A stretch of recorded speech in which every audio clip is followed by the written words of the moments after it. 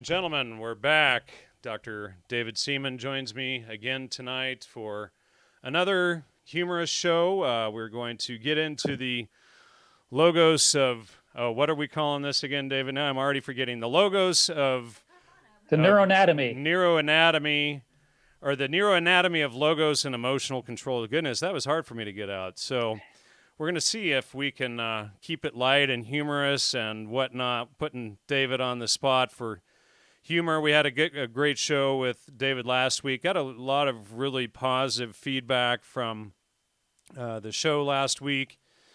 And so why not have him back? And in fact, we've still got a couple more show ideas we're working on putting out as well. So that'll be good. Of course, it really bugs me that YouTube got rid of the ability to mute the feed before the show starts. So then you're always reminded. And, of course, before they got rid of the ability to mute, I would forget to mute it. And now the ability to mute is gone. So 6 of one, a half dozen of the others. So, hey, everybody in the chat, welcome to the show tonight. I see some good people in there. It's good to have you aboard. Hopefully we get a lot more joining here soon. David has some screen shares to share tonight and whatnot. Also, I appreciate everybody who donated and supported the show over the week. Of course, this is a listener-sponsored show, and we run on donations. And also, thanks for the Bitcoin donations and everything that people have shared, donated. And, of course, Bitcoin has been going up again lately. So really appreciate the support with that. David, welcome back to the show. Thanks for having me again. So you had us all laughing in tears last week, and we don't have to go that dirty this week, but I'm sure we can make it pretty humorous nonetheless. Neuroanatomy of logos. Are they referring to their channel? Huh. So anyway, it's it's like we were talking earlier about the life. What was it? The life and death of a troll. Well, just the life of a troll. I mean, just like it's incredible. What do? I'm a troll.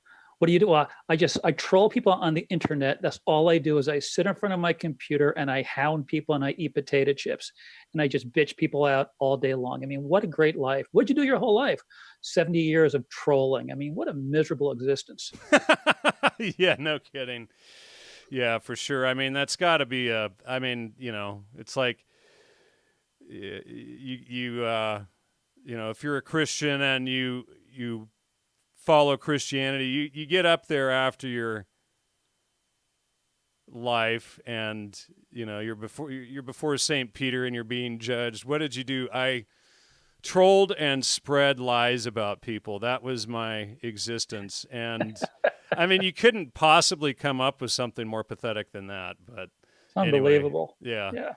So, and anybody who runs a show, they deal with it. Of course, we've been mapping the whole network of them, and it's pretty funny to see these networks and who they are and how they operate and who's behind them. But anyway, let's dive into the show today. Let's have a good time with this. Okay, so I'll do this. I'll do the screen share, get that thing going. Okay. So let's see. So I'm on, I guess, right? Yeah. You good? There you go. Perfect. Okay. So this was the kind of the intro image that I put up there, but then I happened to go onto your website and I saw this, and I noticed that this was like an hour before we were set to go, and a troll already disliked it. Yeah. Well, sometimes we'll see like, a couple few dozen thumbs down before the show starts, and they'll just, they're paid to do that. So you just got to forgive their trespasses, and they know not what they do. They suppress truth and then pretend that they are truth. Yeah. And just amazing. Yeah. Isn't it? Yeah. Yeah. So the sort of carrying on what we were talking about last time, because when you think about like neuroanatomy in general, no matter if you go to, so I had a chiropractor friend who went on got a PhD in neuroanatomy, neuroscience, and so when he went back to take his neuro courses, he was sitting in the class with MD students in the neuroanatomy class, in the neurophysiology class. And he told me, he goes, no matter which healthcare profession you're in, everybody hates neuro. And the reason why is because it's really complicated anatomy to like visualize and pick out in a cadaver, a brain section, or a spinal cord. It's very, very difficult. So neuro is very difficult to understand. And the problem that we all have when it comes to just getting through life in general is that everything that we feel is going on upstairs in our brain, and none of us really have a good handle on it. I mean, I went through my first neuro, and then after I graduated, I went back and I relearned it basically. And it's not easy. And so the other problem is, as time has moved on, and there's evidence that shows this kind of interesting. You can see the role of nutrition in a child's neurocognitive development, pregnancy through childhood. So kind of going on from the last show. And so what does this mean to us? It means that we're moving towards idiocracy. This is from NBC. Yeah, this is from NBC News, how the tragedy of ever lowering IQs. And so when it comes to like the anatomy of intelligence and rational thinking, a lot of people are familiar with the term, if I put my hand right here on my forehead, this area here, my right forehead, that's where your right prefrontal cortex is. Essentially, it's your frontal lobe. But the frontal lobe does a lot of stuff. It's involved in like all movements is frontal lobe. And so, but the very front part of the frontal lobe, that's where essentially cognition takes place. That's where cognition takes place. That's where rational thinking takes place. And that is where inhibition of troll-like behavior takes place also. So the trolls have absolutely no control, although they're actually probably a lot more pretty smart because their job is to troll. But ultimately, for the average person who wants to live a good life before they leave this life, the battle that we have to deal with is, you can see this is a neuroscience book online, Dartmouth Medical School, and I just pulled up this section on the limbic system. And the limbic system is essentially, I move this thing here, so you can see what it says here. The limbic system serves several functions. Most are involved in self-preservation and species perpetuation. Self-preservation and species, I should say perpetuation, not preservation. So right from the start there, you see the dilemma that all humans have to deal with, right? We are driven by these primordial drives. And so down below that next little couple of sentences, so the limbic system is involved in autonomic. Autonomic is the most obvious example of autonomic would be, an endocrine would be, something gives you a fright, whatever it might be. And all of a sudden your heart starts racing and your heart's pounding and you can hardly even think anymore. That's an autonomic endocrine reaction to a threat that one might have experienced if they were not more aware and able to get out of the way. So, and it's also associated with memory too. So this limbic system, you have to use your species perpetuation, self-preservation, part of your brain, that's primordial drives, that's also where your memory is. I mean, it's literally, it's like, how do you get through life and not be a troll? Because, well, it's terribly difficult ultimately.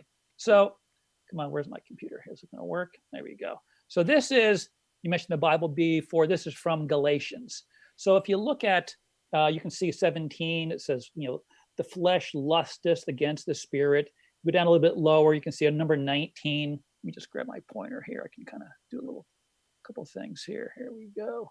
So 19, the works of the flesh are manifest: adultery, fornication, uncleanliness, lasciviousness, idolatry, witchcraft, trolling, hatred, variance, emulations, right? Seditions, heresies, envyings, murders, drunkenness. I mean, this is basically the flesh that we do battle against while we're, in physical body, if one believes that. And so this is the Bible, but then other religions have the same thing. I'm kind of partial. I like a lot of the stuff from the Upanishads and the Gita. And this is from the Gita. And this is Arjuna struggling to deal with a very challenging situation. So he says, the mind is erratic, disturbed, very powerful and stubborn. And so he asked, so Krishna, I think that to control the mind is as difficult as trying to control the wind. And so that kind of sets the stage for how difficult it is to get through life not being a troll. So basically, most of our self-preservation and species perpetuation biology is troll-like. And so this is why parents have to discipline their children to basically discipline the troll out of normal behavior so that it only sneaks out occasionally and hopefully nothing really bad happens.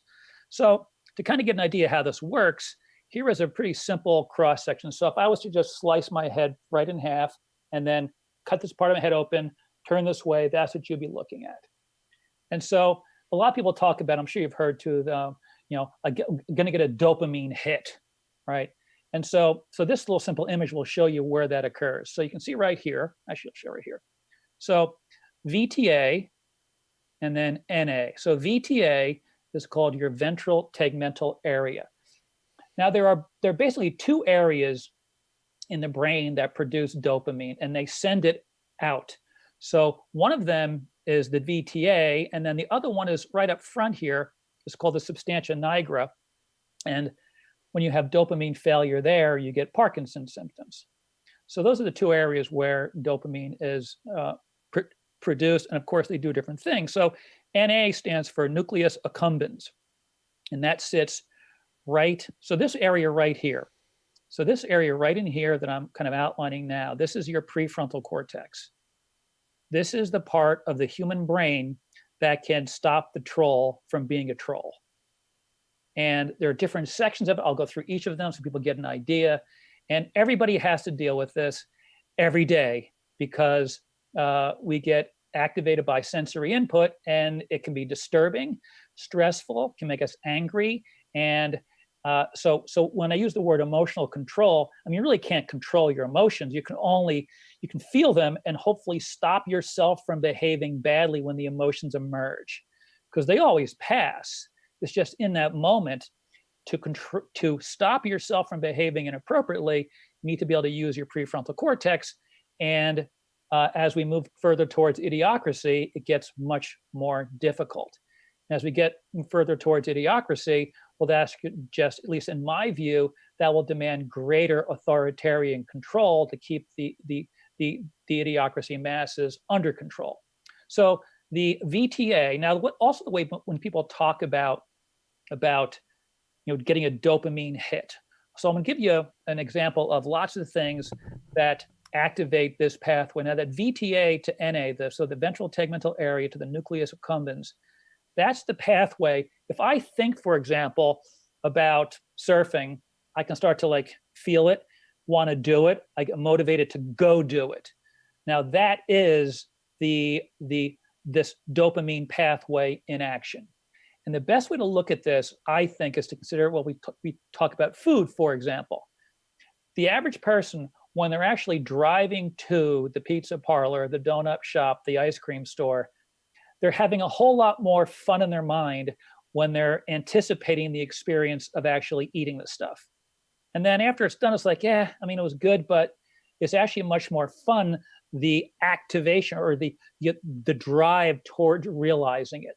And so it's not so much for these things I'm going to show you is different than, say, drugs, like the way, say, the stuff that you've looked at, the suggestions, the way they light up the brain is different than this. But infidelity, gambling, drugs, alcohol, money, power, and then consumerism, right? Shop, shop, shop until you drop, and then you need more plastic because you're so in debt.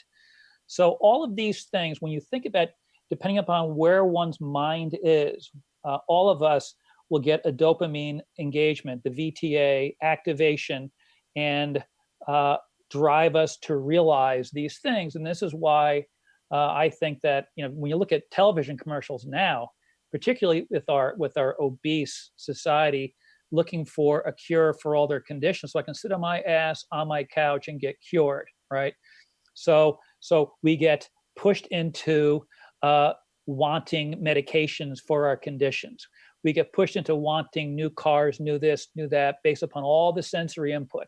And so the way one has to look at this is a very basic kind of intro to this. This is how we have to protect our brains. Now look what it says. We have to protect our brains from our own thoughts and from sensory input that could lead us off the path of righteousness, right? Being a good person, basically, do unto others type of person, which is a very simple way, to live one's life ultimately. And so what allows us to control the inappropriate realization of just momentary sense desires is this area called the prefrontal cortex. And lots of people hear about it. So we're going to go through it kind of step by step. And then, I'll answer any questions you have, or if you get some decent super chat questions, be happy to answer them. So my book that I wrote on weight loss, a quick shameless plug. This particular book was written not about food at all so much. It's more about how to control what I call, the eating beast within, the primordial drive, because the self-preservation drive to eat is unstoppable until you become super duper old and just no food doesn't taste good anymore, and then you just kind of just wither away. But the primordial drive to eat is absolutely unstoppable. And so I spent a good part of this book talking about how to become mindful, about your eating environment, and becoming mindful about anything that may or may not, or that may be unhealthy for us. You had something to add there? Amy asked, how do you train the brain to stop negative reinforcement from addictive patterns? Well, I'm not a psychologist, and so I really don't speak in that language so much. I'm going to show you the way the brain operates. And as I said before, if I'm an alcoholic, right? Why would I go and take my computer and go, surf the internet in a bar, right? So what you do is you clean the slate in your home, and you keep your home pure and free of anything that you have a problem with. And if one cannot do that, well, then they need counseling, they need therapy, and that's really not my domain. So I'm going to show you the parts of your brain here that we can engage by being mindful. And I'll give you an example of mindfulness.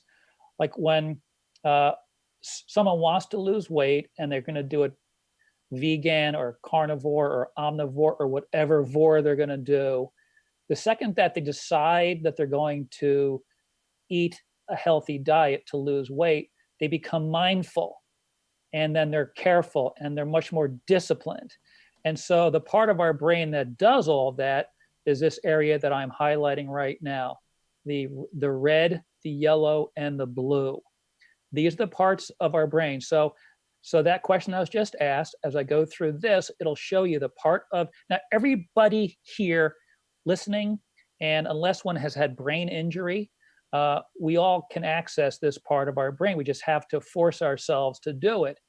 And it involves being committed to something. This is why having good goals, worthy goals, pursuing worthy goals and ideals are very important for activating the prefrontal cortex. So I'll go through this and see if this helps answer her question. So this is well, first of all, this is the article you can see on the bottom here.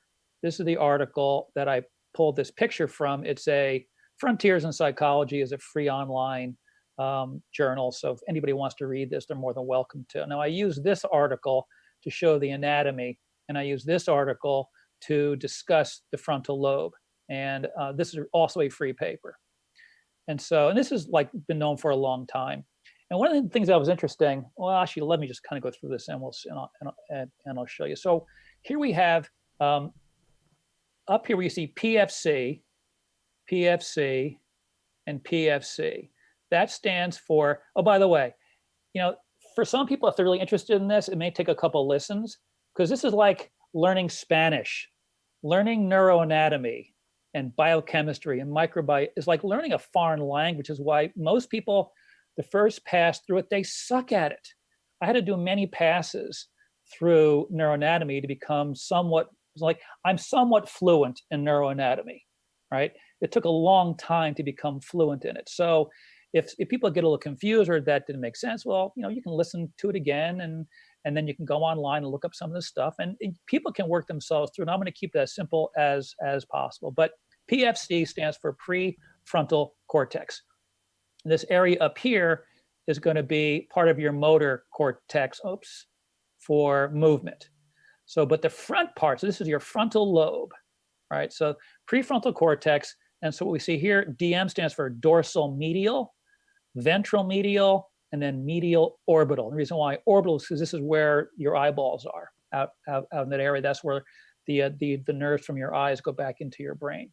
So here is your VTA and the nucleus accumbens again, and here are all the drivers. So when we are exposed to things we have problems with, well, what happens is the VTA and the nucleus accumbens get activated, and they drive you. Now, the problem with this pathway, the way this works biologically, is that you just have to look at something or smell something, and bam, it kicks in like a lightning bolt, and you want it. Now, the inhibitory pathways from the prefrontal cortex is like a circuitous walk through the Wizard of Oz, following the yellow brick road. It just it's winding, it goes through the forest. It's just not as fast as it is when the drive kicks in. So to put the brakes on these stimuli is very, very difficult, which is why one needs to avoid these stimuli on purpose, so as not to put them in front of your path. If you know, because they'll lead you to self-ruin if you don't. Absolutely.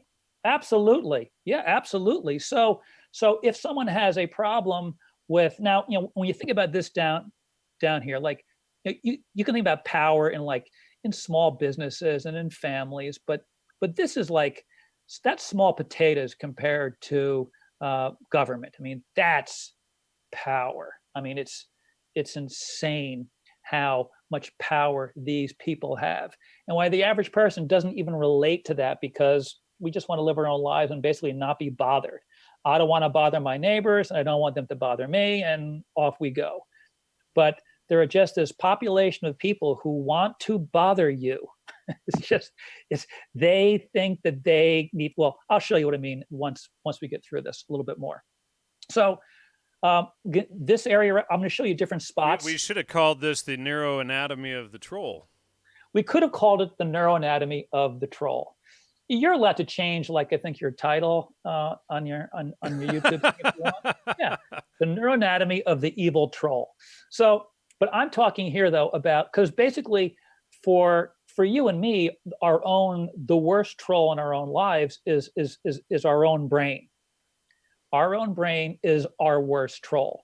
And so this is the dopamine portion of it's called the midbrain.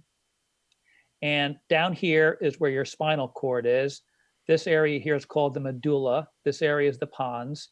And but the VTA projects its dopamine into the nucleus accumbens.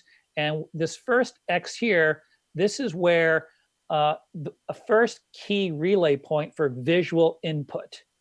So you see something and you want it. Well, that's because visual input sends collaterals right into the VTA and pushes you to realize that thing that you just saw that you think you need. Now, right below the visual input area, that's called the superior colliculus for people who care.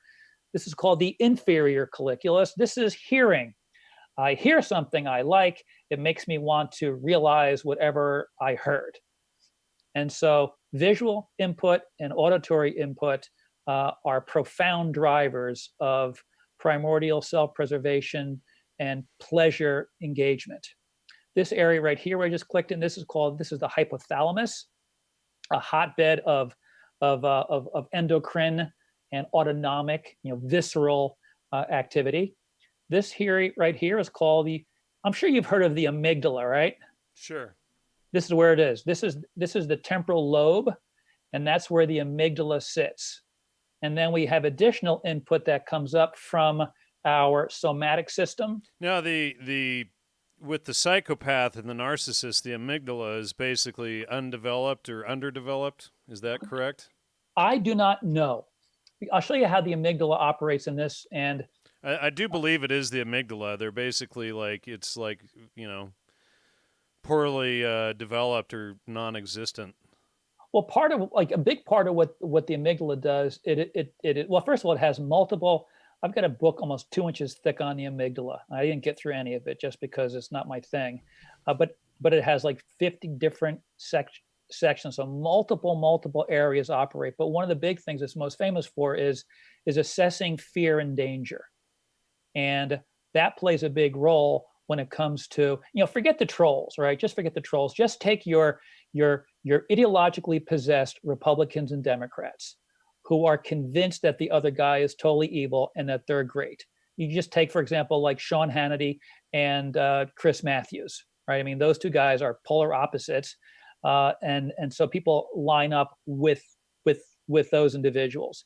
And so this presentation will kind of be a way to navigate the brain so as to perhaps help your normal viewers deal better with these people who are possessed by thoughts and they don't know that they're possessed by them. And now, one thing though is you can also fact check and make sure who is actually telling the truth versus who isn't. Of course, oh, absolutely, yeah, and that's the total thing. If you think about it, Chris Matthews and Sean Hannity don't both tell lies. They tell some truths and then some propaganda, and so that's a big problem with navigating all of this, particularly as we overeat, keep our butts seated, not exercising, and having our mental faculties kind of drain away as our IQ goes into idiocracy land. So here is this list of all the various tempting things, because ultimately,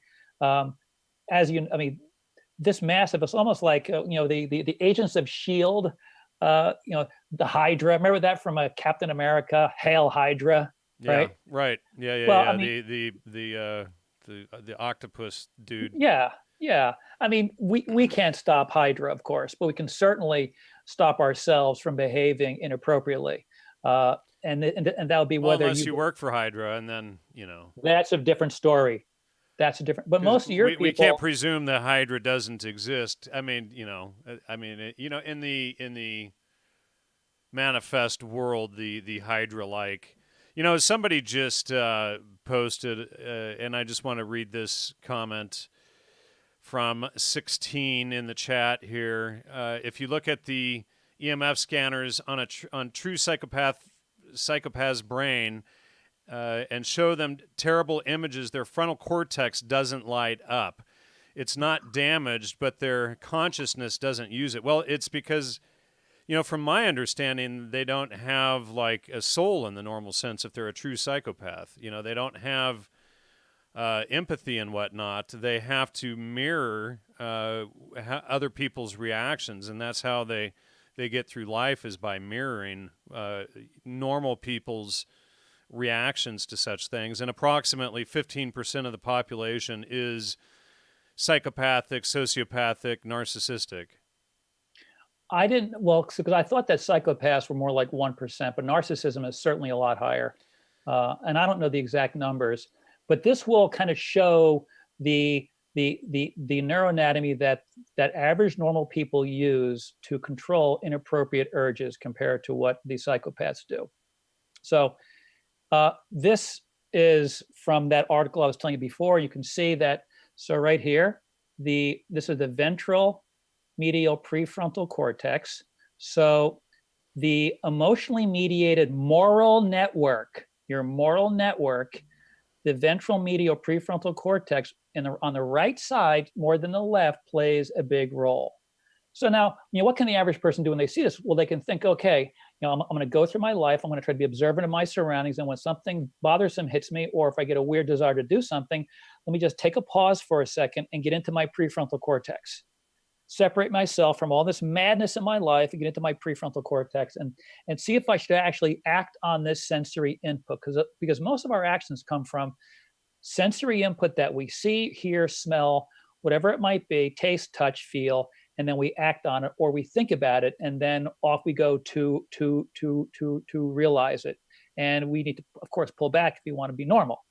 So look, we're told here now in this article. So the ventral medial prefrontal cortex attaches moral and emotional value to social events, anticipates future outcomes, participates in the theory of mind, empathy, which is what you said before about the psychopaths not having that, attribution of attention-related tasks. So when you start thinking about this, your prefrontal cortex is what parents are supposed to instill into their children, like learning them to behave properly.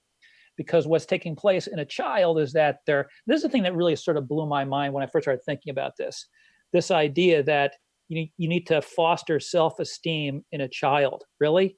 3-year-olds have more self-esteem than anybody I've ever met. I mean, think about 3-year-olds in an airport, temper tantrum. The kid doesn't know what money is. The kid doesn't know where he or she is. No idea, standing there in defiance of the parents, right? That is self-esteem, right? Yeah. That is amazing. So what that is a 3-year-old has minimal prefrontal cortex activation. They get taught over and over and over again. My mother told me at one point, so I was in my playpen, I was probably 2, I guess, in my play, maybe younger, but in the playpen, and I was throwing my toys out, and she would put them all, and I'd throw them back out again.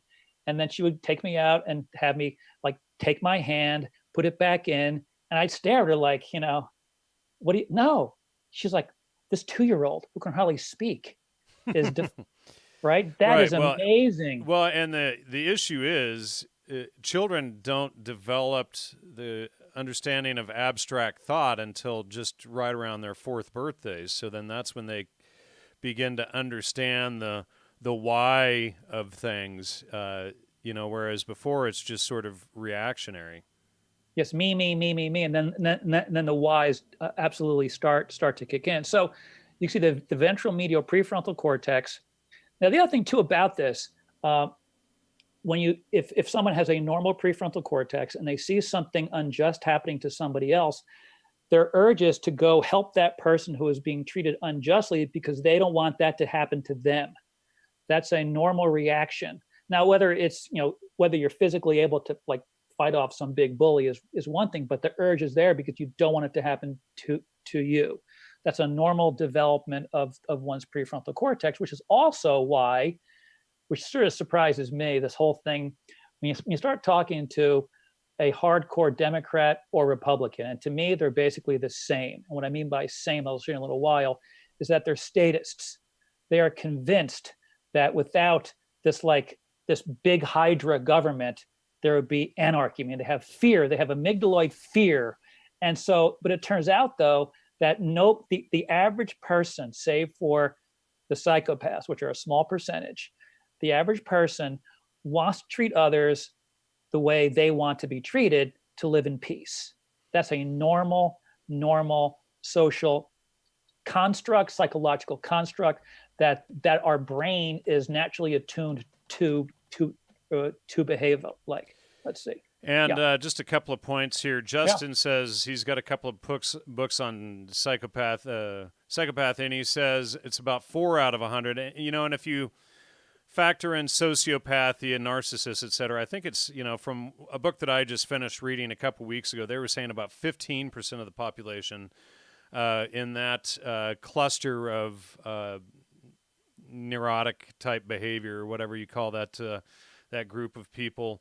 And then Emin is asking, has Dr. Seaman heard of the Frenchman who only had a thin layer of brain matter lining the skull, none of these structures, and yet held a job and as a civil servant? How would you explain that?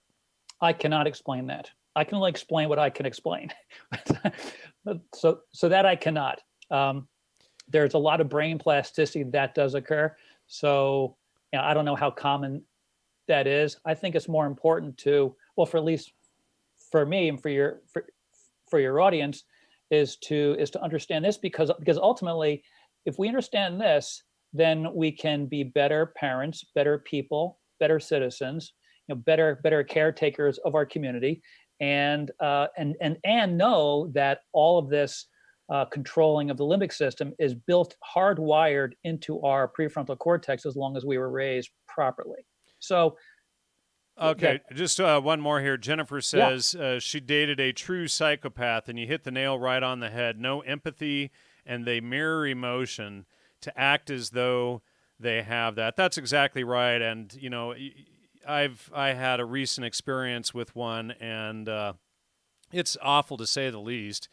And all they're doing is they're mirroring everything about you to make you think that they are, for instance, your soulmate or the love of your life or whatever. And then, after a few months, they switch their game and go a whole nother direction with it, and you're left, trying to figure out what the heck just hit you. But so they said I had to lose it. I had to lose it all, move, and sell my house and get out of town to lose him. He wrecked my whole house. Restraining orders didn't do a thing. He went to jail over, 3-4 times even. Wow, that's incredible. And and for those of you who've never dealt with a psychopath or narcissist, there are websites online to help you. There's a pretty decent book, Psychopath Free. There's a website called Love Fraud. You can check that out and whatnot. But that's that. What you're saying is pretty typical of these types of people. And there's a couple others that fall under that category. But it's pretty interesting to see them. And if you understand that they are a large portion of the population, you can avoid them. And then what is gaslighting? I suggest watching the 1930s film Gaslighting. It's someone that goes around and lies to you, and their goal is to make you think that you are crazy when they are doing it to you, so that it screws up your head or whatever. So anyway.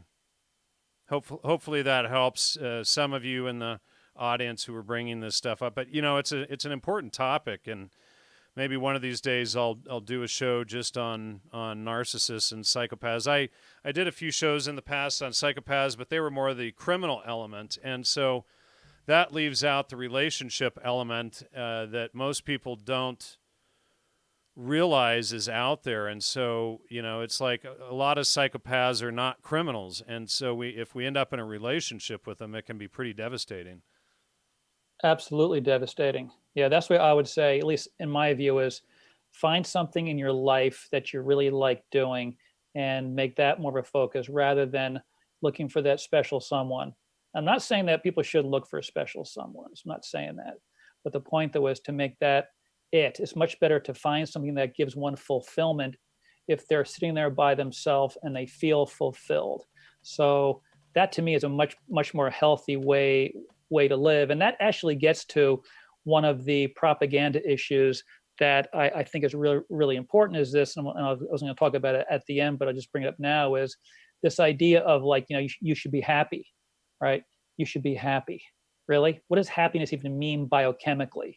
So if you think about the average person, if they're and they look very calm and peaceful and everything seems fine, they're basically not unhappy. And so something bad happens, they dip into unhappiness, and then hopefully that kind of goes away, and then they get back to not being unhappy. And then something fun happens and they jump up into being happiness chemistry. Well, happiness chemistry can only be sustained for a short period of time. What about joy? Joy too, but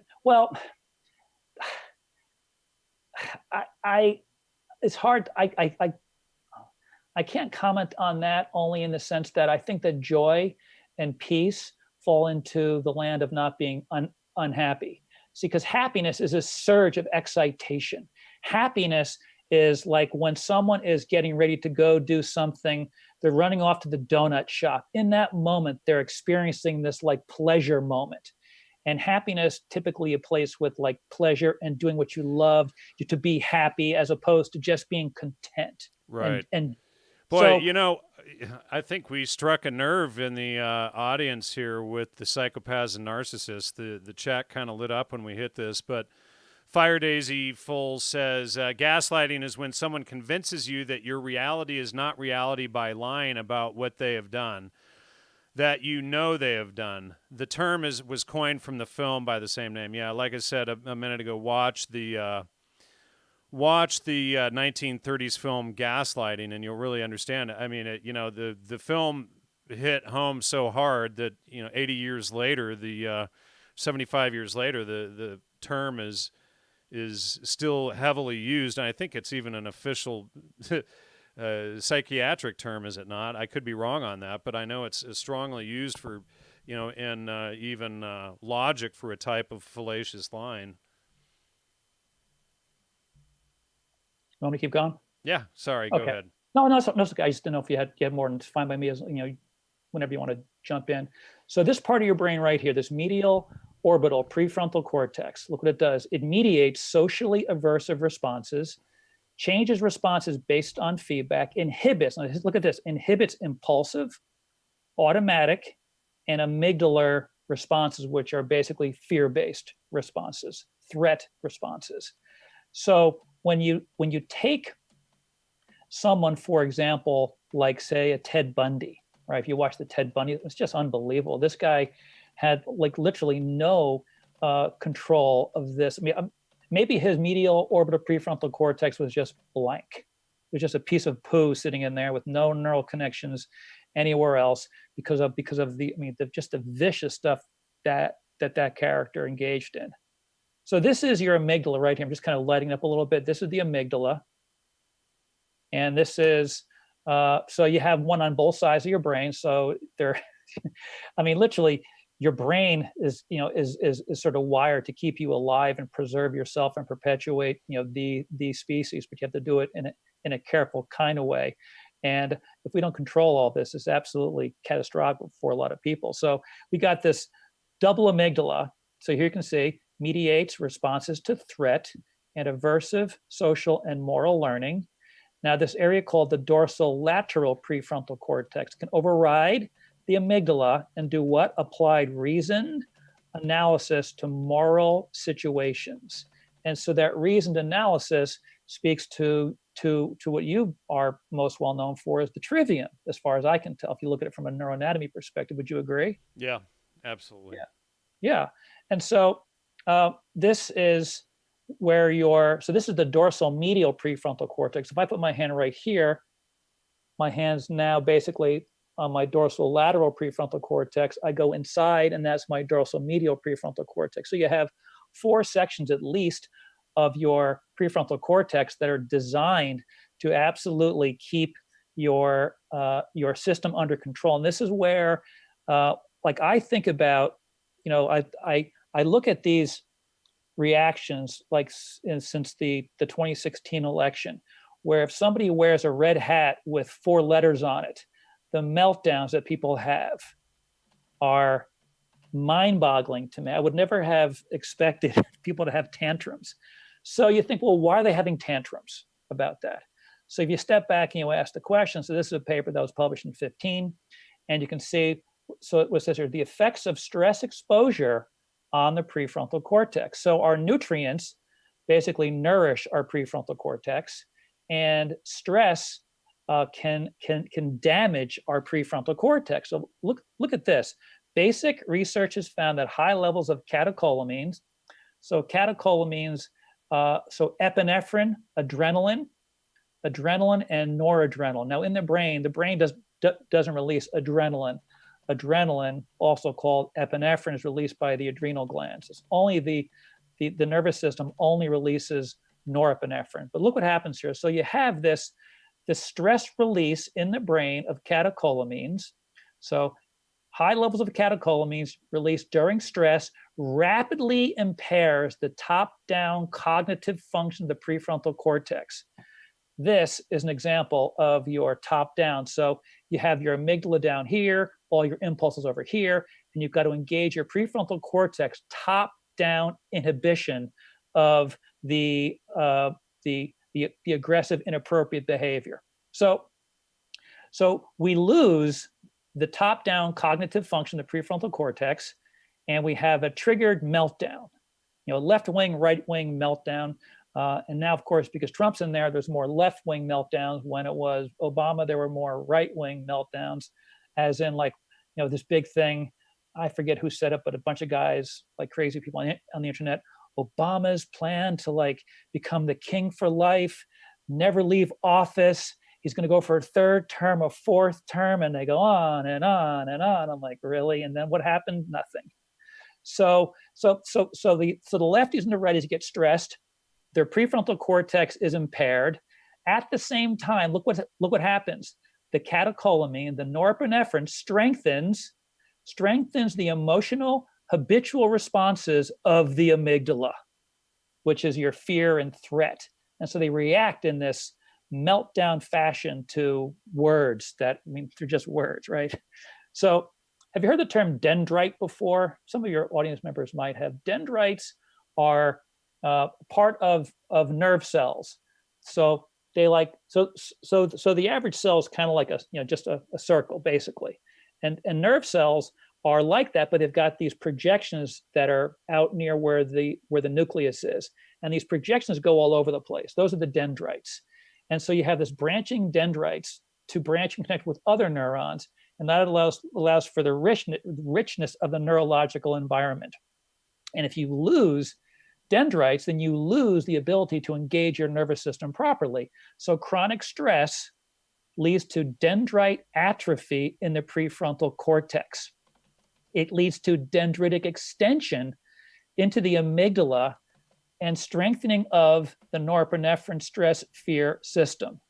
So norepinephrine, so like adrenaline but different, released during stress can reduce your prefrontal neurons, where you can control your emotional desires and inappropriate behaviors, and simultaneously strengthen the amygdala. And that is why people must protect their brains from unsavory input that can obviously stress them out, which is why I think it's pretty smart to basically turn off your televisions, because all you get on all the news shows is endless propaganda. You got Fox scaring all the so-called righties, and you got all the other networks scaring the crap out of the lefties. Everyone's living in fear.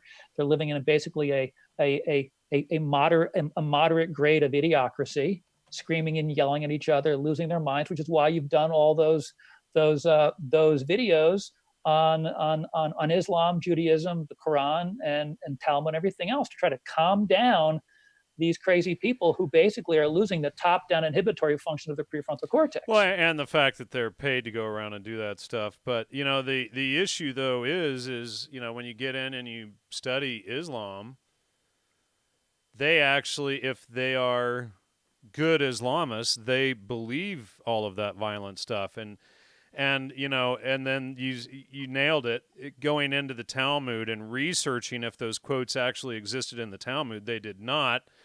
All but one or two anyway, and then I did find them in Islam. And what's funny, though, is you're not allowed to say that about Islam, but it's okay to bash on Judaism all day, even if all of that stuff is made up.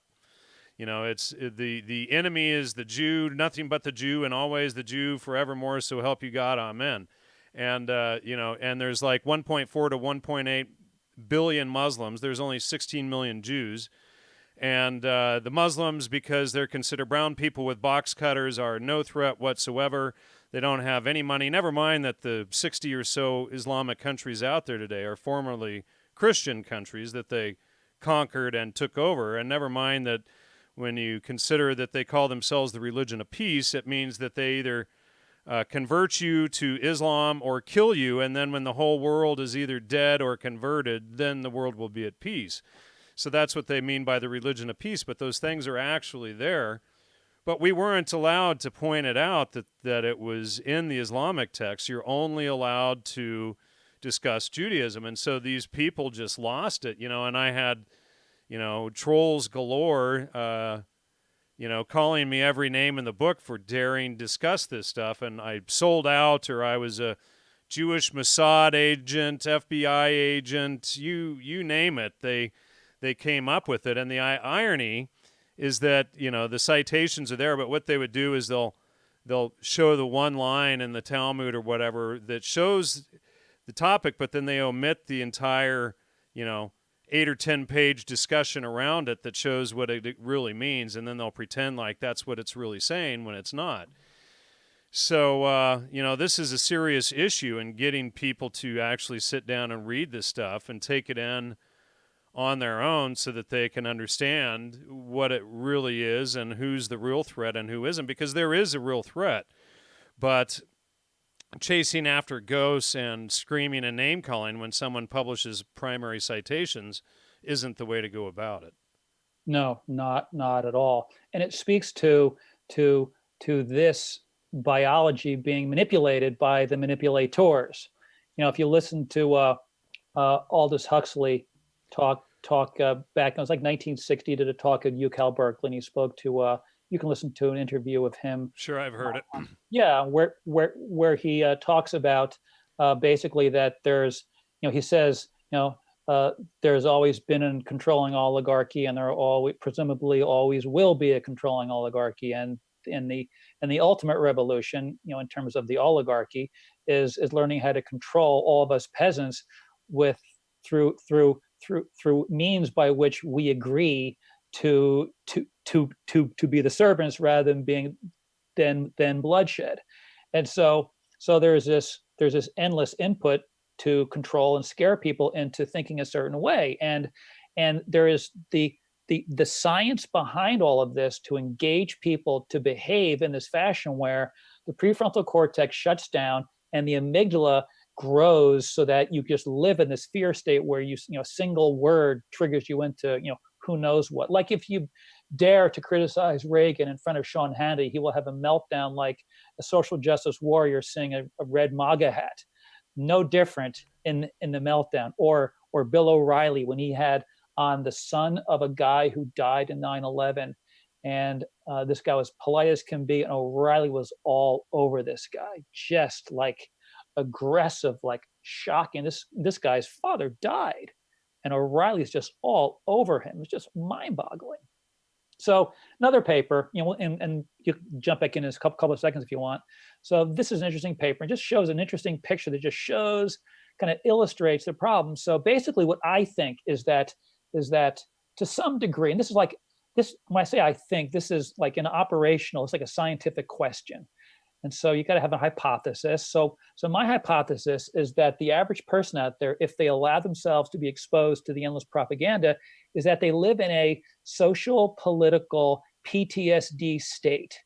And if you live in a PTSD state, you lose the ability to engage your prefrontal cortex, and the amygdala self-preservation reactionary mind kind of takes over, and then you herd yourself into your respective groups where you get all your groupthink. And so this just shows us down below here for the amygdala. So, the fear response. Look what it says here, evolutionary. Now, by the way, I don't know why they have to say evolutionary survival. Really? Just say survival. If you were to say their fear response is based upon survival, would you say, wait a second, do you mean evolutionary survival? Or some other kind of survival? Well, they have to drop in Darwinian nonsense wherever they can. Yeah, it's just absolutely unbelievable. So in PTSD, what do you have? Well, you're more sensitive to stress, so you react more rapidly. There is a generalization of the fear response. And what that means is that things that shouldn't give you fear, and likely it's because of this dendritic expansion that allows multiple things that previously didn't induce the fear, and then the aberrant behavior that will now do it. And then impaired extinction refers to the inability to extinguish the fear response, rationalize it, and basically set yourself free. And right here you can see the amygdala, conditioned fear. In PTSD, increased response to traumatic and emotional input. And here is your orbital frontal cortex, which is supposed to function to control stuff, and it decreases in volume with PTSD. So what you want to control a society, the way Aldous Huxley talked about it, was have them afraid, give them their drugs. Remember, he said, I envisioned Soma, because like Soma was like the first Prozac. Well, and it was mixed with birth control too, so they would be hypersexed and high. Oh yeah, Well, there you go. So those would be all of those stimuli that humans enjoy. And then Gordon Wasson labeled the soma as the amanita mushroom, and then mushrooms in general. But interesting, I didn't know that. Oh yeah, so yeah, that's kind of my area. So I know that. So a little bit of soma. You did use my word earlier. I appreciate that. Oh, the suggestogen. Right. Yeah, that is a good word. So if we look at this, like what would be the way to really screw people up? And pretty much unless someone spends their time listening to talks like you have and the videos that you've done on the Trivium, and then we realize like, I don't know how to think. I mean, that's the first thing that one has to do is like, I don't know why I think this thing. Probably it's because I've been told it my whole life. I never even sat down and actually thought about it initially. And so to keep one from going there, you've got to have people living in conditioned fear about, I just put these 5 there. This is just, to me, these are just the big ones. Health issues. I mean, to literally have vegans melting down over meat eaters and vice versa. Really? It's that amygdaloid that people are losing their minds online about. Well, and then you mix it with a moral superiority complex with with an urban cubicle living religion, and then you're going to have a freak out.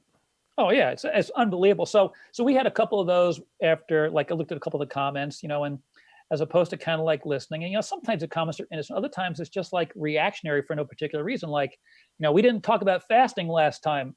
Jan, what were we thinking? Oh, well, you know what? And we didn't talk about 5G, even though it was a discussion about diet and nutrition. So yeah, I don't get what that is. But GMO foods, why you 5G is the new wireless system they're rolling out, but yeah, why would we talk about that on the nutrition thing, right? But like, we didn't talk about fasting, but you see, fasting isn't eating. This was about eating, right? It's like, duh. Yeah. So there's these reactions like, oh, and then we didn't discuss, pesticides. Well, that's because, it's pretty self-evident. Don't eat pesticides, right? I mean, it's get your food as clean as possible. Ultimately, there's another one about, Atkins, like he because to me, Atkins looked overweight before he had his accident, and then he became much more overweight for different reasons. But anyway, he looked a little heavy to me. My only reason for saying that, I'm going to pull up an image of him now and see what he looked like. well, he looked a little heavy the few times I saw him on television. Maybe what was his first name? Robert. You have to do Atkins diet. I think it's Robert Atkins. But anyway, though, my only point of even bringing him up is because you can easily become obese on the Atkins food options. If you overeat bacon, butter, avocados, and meat and cheese, you can become obese. And I'm looking for one where he looks obese. I'm not seeing it, but no. But see, obese versus overweight, like being a little more stout than being lean. Oh yeah. Right? Well, somebody else has him huge right here. Yeah, that's a Photoshop though. Well, because it's possible. And I'm not saying that this is the case, because how can you really tell with just a comment in a YouTube chat area? But the big criticism of Atkins is like, for the vegans, is like, he died obese. And I wasn't saying that. All I'm saying is that you can eat foods exclusively recommended in the Atkins diet and overeat them and be obese. So no matter if you want to lose weight, you still have to use your prefrontal cortex. What about this though? Considering a lot of inflammation or obesity is inflammation, right? If you get rid of the inflammatory foods, obesity is going to drop down, even if you're eating too much of other stuff. Well, I would just say this, ultimately. People become obese. So here's the best way to look at this. And the average American gets about 60%, not quite that much, but just for numbers, it's easy. 20% of their calories comes from refined sugar. 20% comes from refined flour, and 20% comes from refined oils. That's why people in America are obese, period. Now, if you decided to just eat pounds and pounds of nuts and cheese and avocados and heavy cream, you can be obese also. But people who decide to eat a higher fat diet for health purposes, they moderate their calories, their appetite, they have measurement goals, and that's an important thing. So let's just say, for example, if you have the metabolic syndrome, which is a pre-diabetic syndrome, you're going to have a waistline, if you're a guy, over 40 inches. So you take out your tape measure and you moderate your calories until you get your waistline below 40, and then try to track it back to the low 30s, which is what most guys were before they started to put on the weight. And so for all of these issues here, we need to have metrics, something that allows us a measurement tool so that our brains can be in perspective. So I'll give you an example of what I mean when it comes to some of this stuff here. So this was what I mentioned when we were talking last time about simple suppers are best, where the USDA recommended to 6-year-old little girls back in 1919, or to the parents, feed your children bread, milk, and plain cookies. Isn't that incredible? Now, you know, everybody back in 1919 who with a bowl of cereal there on top of it. Well, it's just unbelievable. Yes, absolutely unbelievable. But it gets worse. And no wonder where this, the cereal is essentially milk and cookies. Right. Yeah. Yeah. So how about this one? This is mind-boggling. And these pictures I put in my weight loss secrets book to demonstrate that what's called an obesogenic environment. There's this. It's almost impossible to maintain normal body weight unless you really get into your frontal lobe. You have to force yourself into your frontal lobe because the propaganda has been fierce. This is 100 years of propaganda to eat this shit. Now watch this. Ready? World War II. Bam. Vitamin donuts, bitches. Eat your vitamin donuts. Donuts. You believe that? Wow. Yeah. And cooked not in lard or in tallow, but in vegetable oils, no less. Who knows? I don't know what it was back then, but it's sugar, flour, and fat, right? But they had, fortified flour, and so they call them vitamin donuts, right? Amy is asking if wheat causes cavities too. Absolutely. Well, the thing about cavities ultimately is that cavities are caused by bacteria in the mouth. So the plaque that the dental hygienists pull off, that's basically bacteria. And if you eat even something as sweet, for example, as say raisins, right? There is, and I don't know which chemistry it is, but the mixture of the raisin, food substance, and saliva washes the sugar away so that you don't get any of the bacterial cariogenic effects. That does not happen with sugar and flour. So you're saying raisins are okay to eat? What I'm saying is that raisins are not cariogenic at all, even though they're very sweet compared to, say, broccoli. But you take a donut, the donut sugar, flour, calories are not washed away out of the mouth, and they allow for the cariogenic process to kick in. Well, one thing I notice whenever I eat something sugary or drink a soda pop, which I haven't had in years, you get a nasty film on your teeth that you can't get rid of. And that film on my teeth drives me crazy. So that's one reason why I just avoid those kind of foods. Huh. Well, I don't know if that's what this is, but the wheat thing too, like I think it's that we should not eat wheat for a lot of reasons. First of all, it's grown. Who knows how it's actually grown? Who knows how much gluten is in there? And any of the wheat calories that we're going to eat, basically. For example, you go to a restaurant breakfast. You say, I'm going to get some oatmeal. Who goes over to the oatmeal thing, dips in the ladle, and just throws a slop of the oatmeal into a bowl and just eats it like that? Well, you need brown sugar, butter, sugar, maple syrup, sugar, there you go. And sugar to make it taste good. Right, because it tastes terrible. So there. I used to brew beer, though, and all of these grains, there's oh, shoot. Now, right when I went to say it, the word escapes me, but oh, goodness, what's the word called? Anyway, you take the grains and you heat them to like 90-some or low 100 degrees, and it converts the proteins in the grains into sugar. You're converting it into wort, and then so that is what is then you throw the yeast into, and then the yeast eats the sugar and then poops alcohol. So that's the process of making alcohol: is you convert the grains through the wort into sugars, and then and when you realize, oh wow, all these grains at body temperature are converting into sugar. And then you add a little yeast in there, and then the yeast actually eats it and then poops alcohol, and that's where alcohol comes from. That's, it gives you a whole new perspective of grains as well, and alcohol for that matter. It's like, well, alcohol is poop, and I, You I didn't know. know that. Oh, I was unaware. oh, you didn't know that? Oh, yeah. I didn't know that. Yeah, Yeah, yeah. yeah. So that's where alcohol comes from. It's yeast poo. I didn't know that. Yeah. I had no idea. Go So enjoy your wine tonight. thank you very much. And I just bought some Guinness because I think that I like brown beer yeast poop. Yeah. So this is from 1950. How's this one? This is a ice cream cookie cake with your 4-H ladies on there. Economical, quickly made, nutritious. Attractive and delicious. Well, I mean, it does look delicious. I mean, I would have to take all the cookies off before I ate it, but it does look delicious.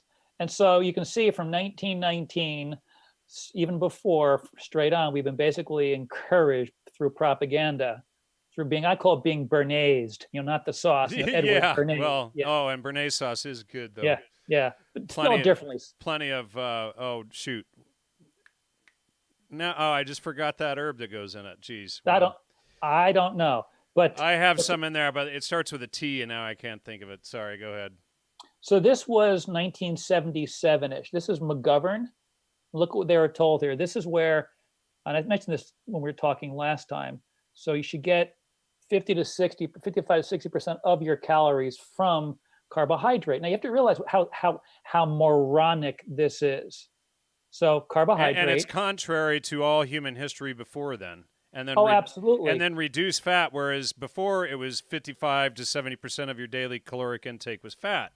So that depends on where you live, though. You have to realize that depends. If you were in Okinawa, that would not be the case. If you were down in Fiji or New Guinea or the Solomon Islands, that would not be the case. So if you're living on a farm eating cattle like most Europeans were, it's definitely the case. So give me my my butter.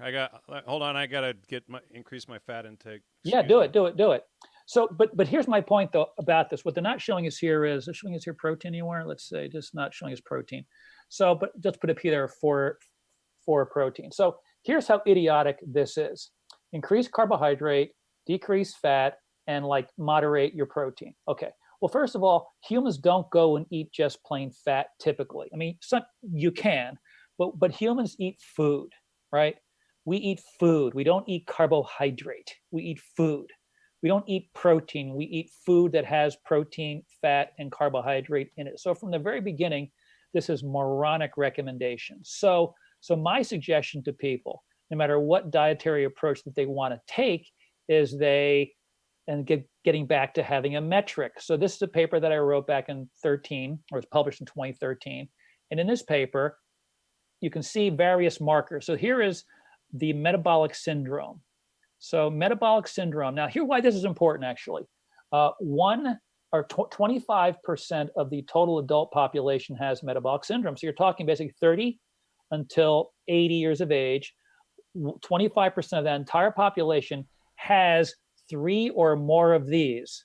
So higher than 100 fasting glucose, higher than 150 fasting triglycerides, HDL cholesterol below 50 for women, below 40 for men, blood pressure above 130/85, and then a waistline 35 inches, greater than 35 inches for women, and greater than 40 inches for men. Good grief, I'm way off of that. So let me ask you something. Sally Fallon, and you had brought her up in the last episode, suggests that the older you get, the higher your cholesterol intake level should be to stave off Parkinson's, Alzheimer's, etc., mental degradation. Do you concur with that? See, to me, though, that is too, I don't look at it like that. She got, in my mind, she's sort of trapped in the whole cholesterol thingy a little bit. Most people are to some degree. So here's what I would say. Well, she goes the opposite, though. Increase, because if you're eating 50 to 70% daily fat intake, you probably shouldn't need to worry about it, correct? Yeah. The way you find out is again, so metrics, right? So you get a blood test done and you see where you are. So this is something that's very important. So everybody should have a fasting triglyceride level below 90. That reflects an anti-inflammatory, properly regulated fat system.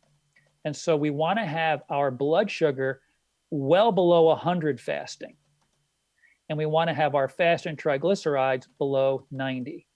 And if you have your blood glucose, let's just call it 80, and your fasting triglycerides at 80 also, who cares what your cholesterol is? It's not relevant. And the reason why is what happens with cholesterol, and you can see here actually, if you look at these various markers, all I have is HDL cholesterol. I don't have LDL or total cholesterol because doesn't fall into the marker of inflammation issue.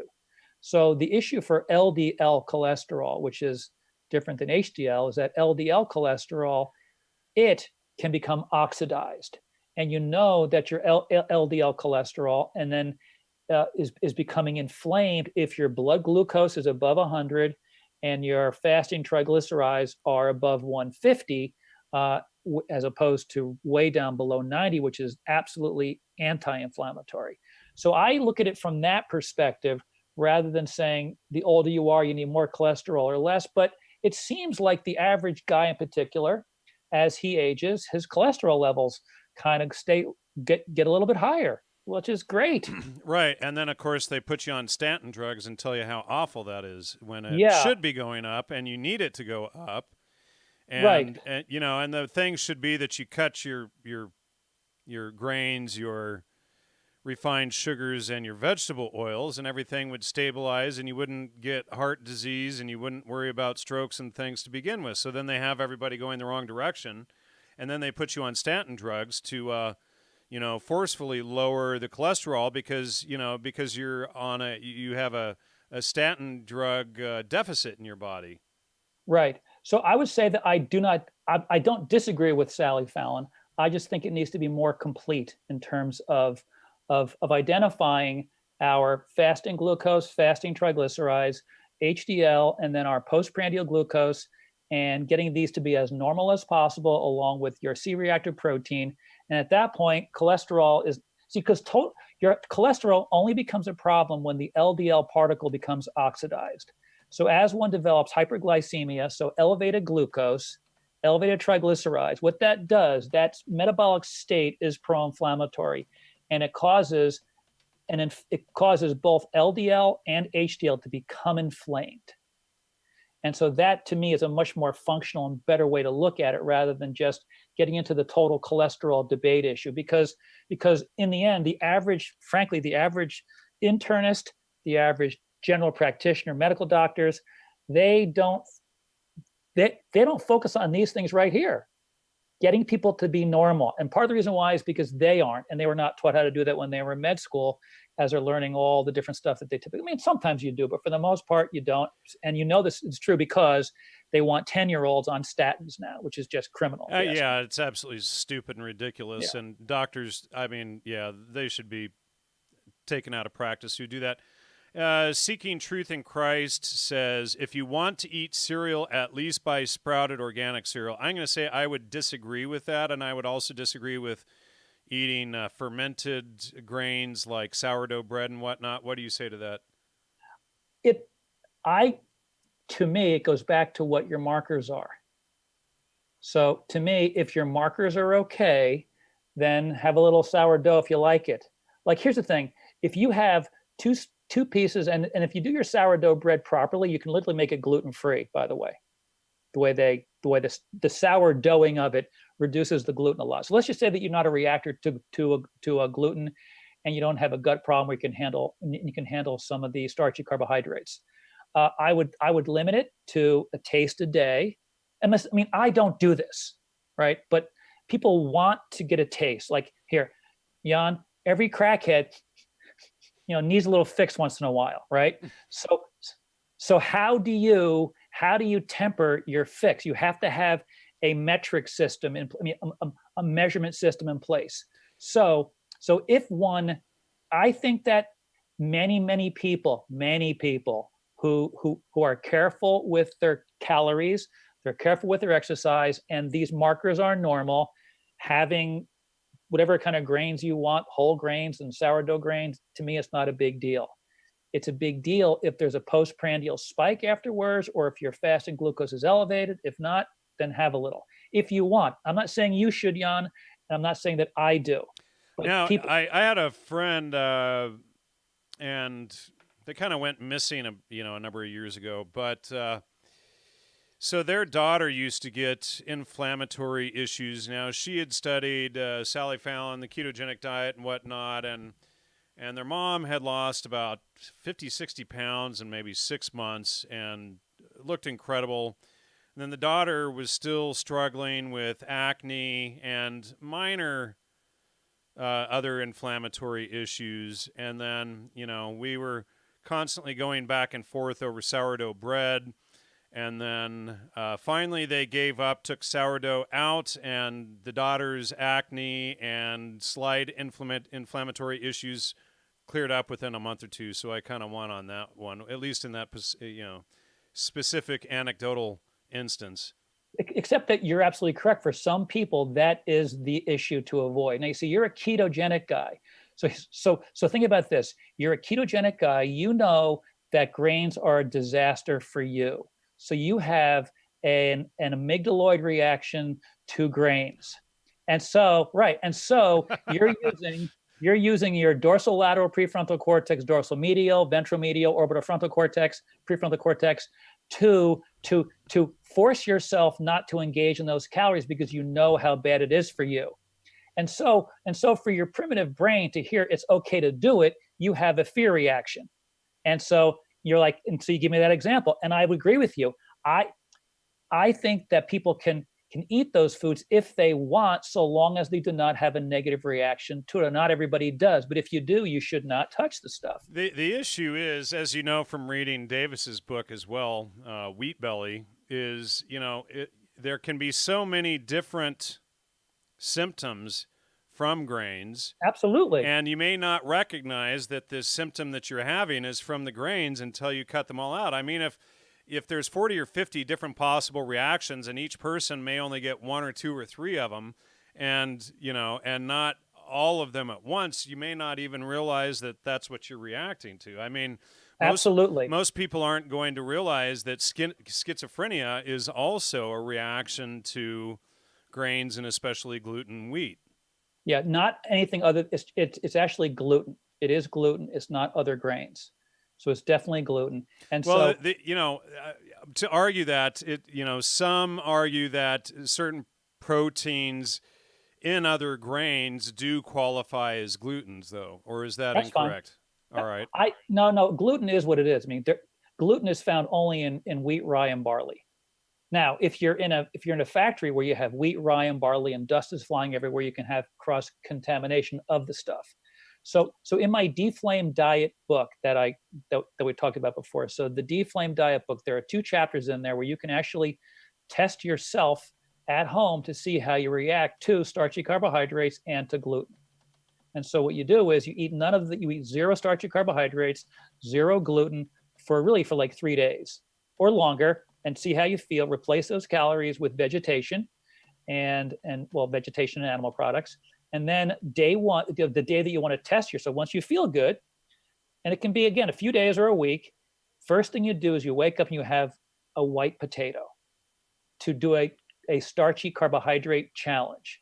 If you do not react to the white potato, the rest of that day you eat still no starchy carbohydrates and no gluten at all. And the next morning you have a piece of, from the health food store, a piece of gluten called seitan, as we talked about last time. Right.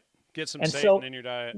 Get some seitan in your diet, right. So you see, in just 2 days, basically a week, you can identify if you are a starchy carbohydrate reactor or a gluten reactor.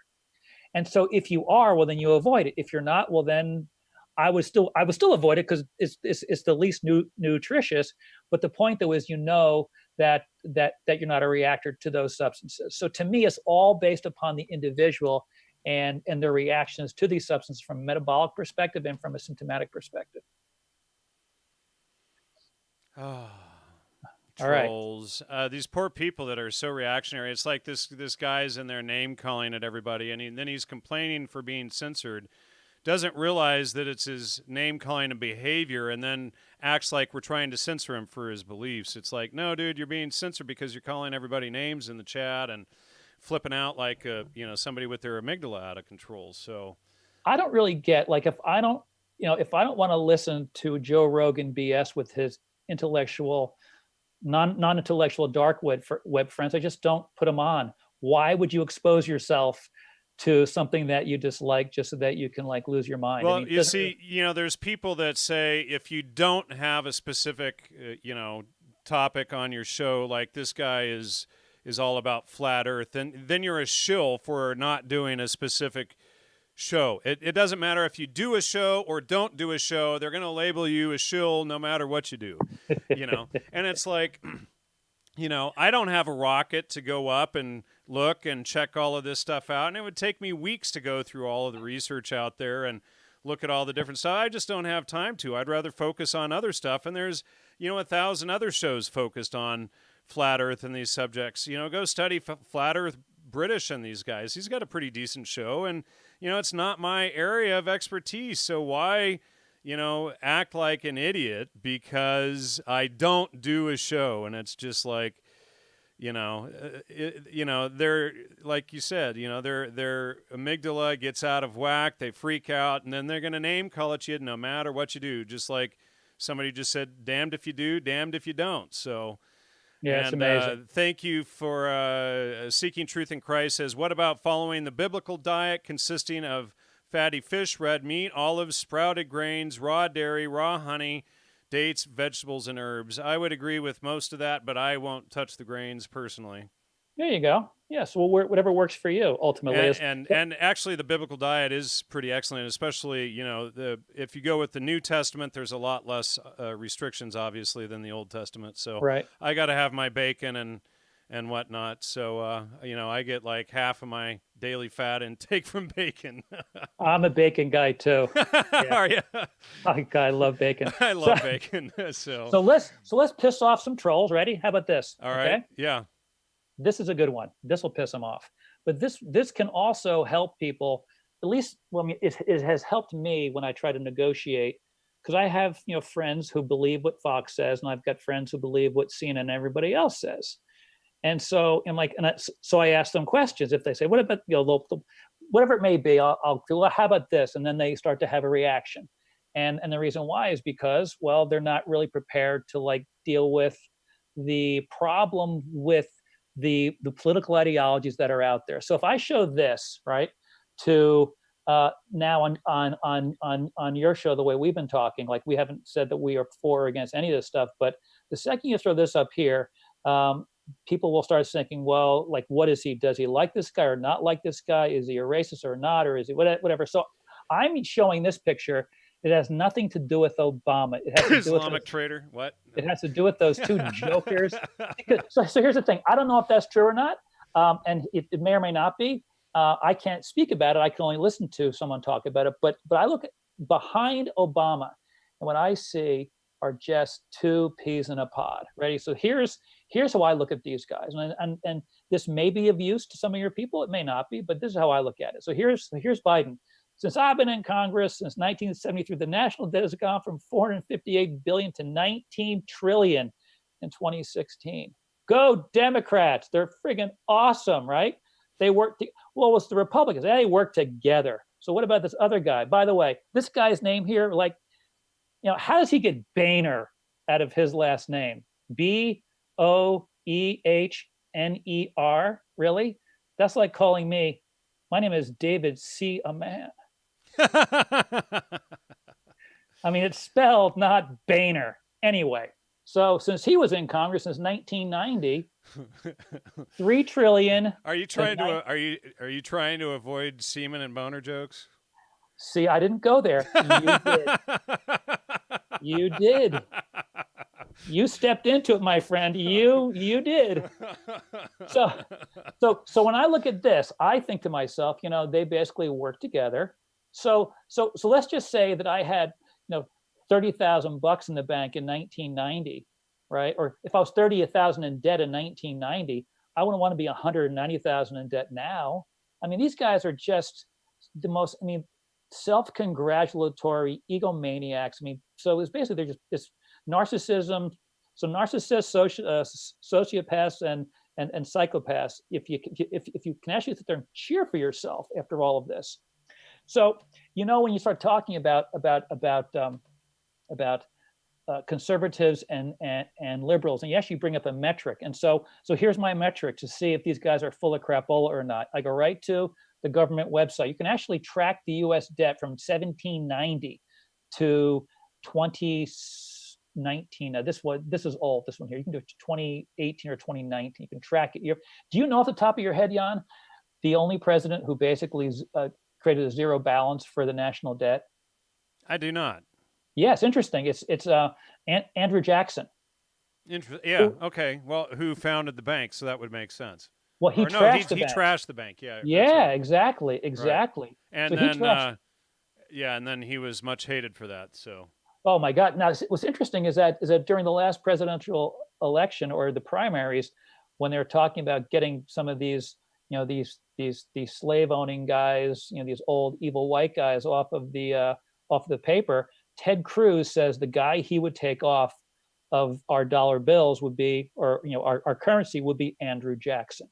Well, I mean, he would think it was sacrilege to see his own photo on a 20, right? Oh yeah, I suspect so. But here's what the thing: like when Ted Cruz said that to me, I thought to myself, this guy's probably in the bag for the big bankers, and of course he is, right? So then we had guys like Paul, what's his name, Ron Paul.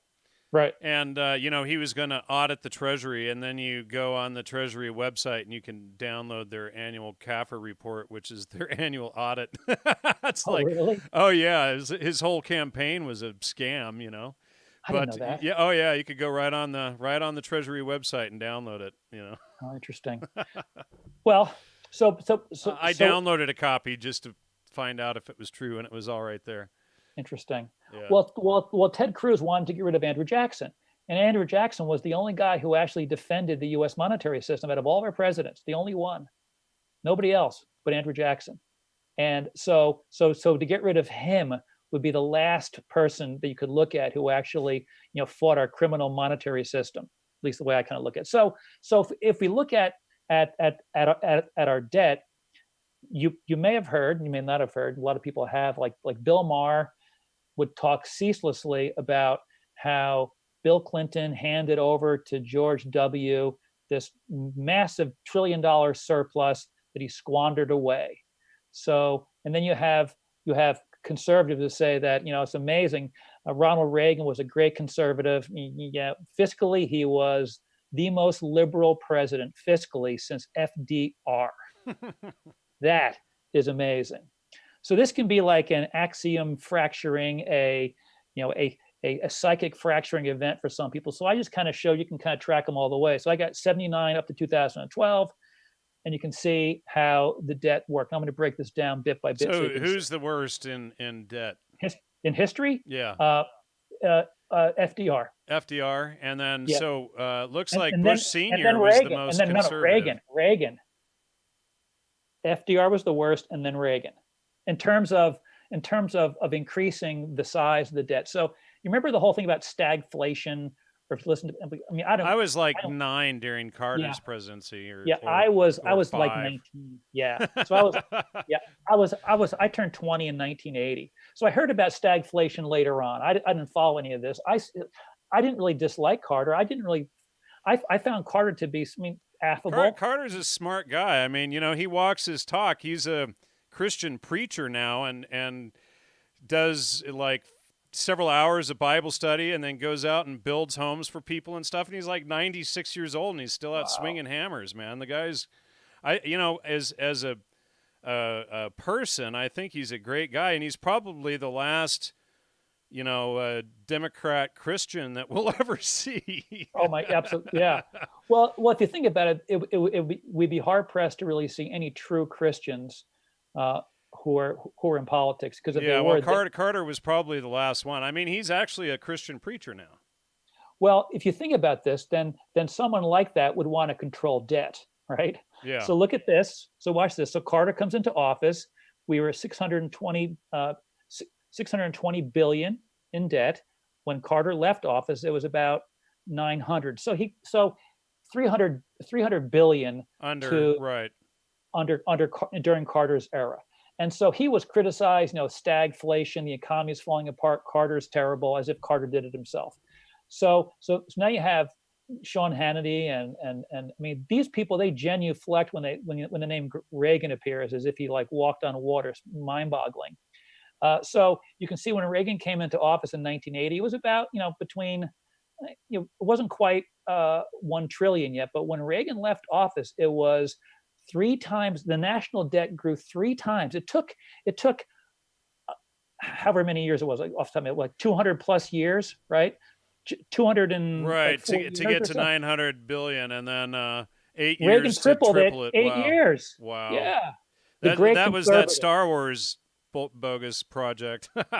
All the stuff that they did, but massive, massive. So Reagan started the deregulation, and then Clinton polished it off massively. And then So Clinton sent all the jobs off to China and whatnot. yeah, NAFTA went away.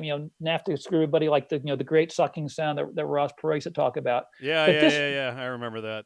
this really screws big time. So here's Reagan again. This really screws big time with this Reagan's a great conservative. Conservatives, they're supposed to be fiscally conservative. He was the most fiscally liberal president since FDR. And you say that to Sean Hannity, and he will backpedal and call you names and make up all kinds of stuff. And so then Bush Sr. comes in, and he took the debt from about 3 to about He 4.5. And then, actually had half the debt as Reagan. Interesting. yeah, well, And he remember, was he the was head of the CIA and as crooked as they get, right. But he was only in there for 4 years. Now this is interesting. So here's Clinton. He comes in. It was about a little less than a little more than 4 trillion, and he left with like 5.5 trillion. So you can see here how they timed this is right from the government. So 930, 94, 95, 96, all the way up to 2000. And you can see every year they track it, and there was no surplus. There was always A debt. a debt. So And you so listen, Bush, or actually Clinton, only went up right? 1.4 there. So that's interesting. Clinton was the most fiscally conservative president we ever had in the modern era. Wow. I mean, in the modern era, like since 1980. Before that, Carter certainly was better. And actually, for Eisenhower's 8 years, there was actually some debt. If you go into the 1950s, you can see the debt reduction slightly during the Eisenhower era. But think about this: people endlessly talk about politics and spending and money and debt, and you have Bill Maher to this day, and that goofball comedian Lewis Black, who has his meltdown about the trillions of dollars that Clinton handed off to George Jr. that he wasted away. But when we go down to George Jr., we can see George Jr. picked it up at 5.6. Holy smokes! Look at Obama. Right? Yeah. Wow. So think about what Obama said. Obama said it was unethical and completely irresponsible to double the national debt. So then He doubled it. why did he doubled it too? And now Trump, I don't know if Trump's going to double it, but Trump is certainly going to, he's packing on at least 1 trillion a year in debt. But this speaks to how, people endlessly just blab, blab, blab about Reagan being the great conservative and Bill Clinton leaving us this great surplus. Well, my issue with Clinton was I was living in Serbia with my wife and her family, and they were raining missiles down on Belgrade while we were living there each summer. And it's just it's what do you do when you are married to someone and living behind so-called enemy lines, and they're raining missiles down on your head because of Milosevic? And the whole thing in the media here was a lie. I used to look at, you'd see all kinds of garbage on BBC, Sky News, CNN, etc., and you walk outside and just like, huh?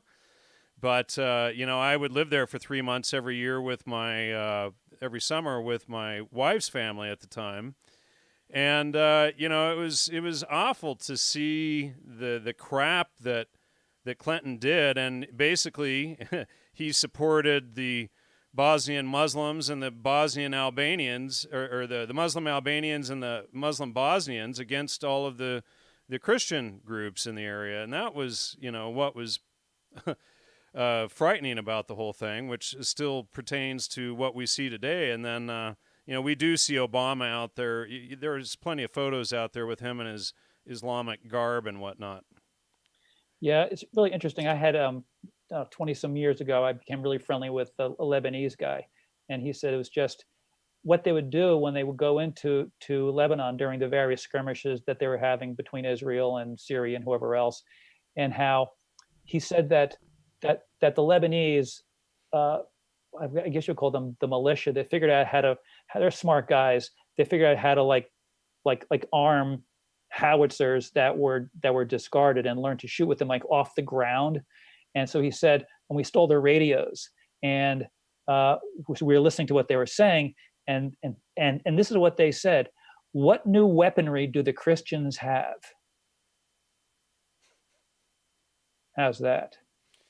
Well, yeah, to that point, when I was there, the Serbs had pulled out their old World War II radar systems and had shot down our stealth bombers, and that's why we don't see stealth bombers in use anymore. Huh. Interesting. I didn't know that one. That I didn't know. Yeah, that I did not know. They shot down quite a number of them, and you haven't seen any of them really since the war against Yugoslavia. So I was traveling up to New York City from in a direct flight from Tampa. Before, I think it was after Trump became the candidate, and a not that well known political pundity person. I didn't even know what the person's name was, but she sat down between two of us, and the guy knew her. I kind of recognized her a little bit, and they started talking, and then she would talk and like wanted to sort of like do one of her things that they do on Fox and CNN. Should we get rid of the share screen? Are you still showing stuff? I'm going to show you some stuff here. Yeah. All right. Yeah. And there's one more thing I do want to show you. So I'm like playing, anti-Democrat, anti-Republican simultaneously, which of course she couldn't take because you got to pick sides, right? And I was, and very, very smart, obviously on television, smart.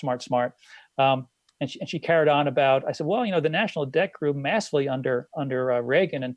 And he goes, oh, well, he fought communism. And I'm like, I didn't expect that one to come up.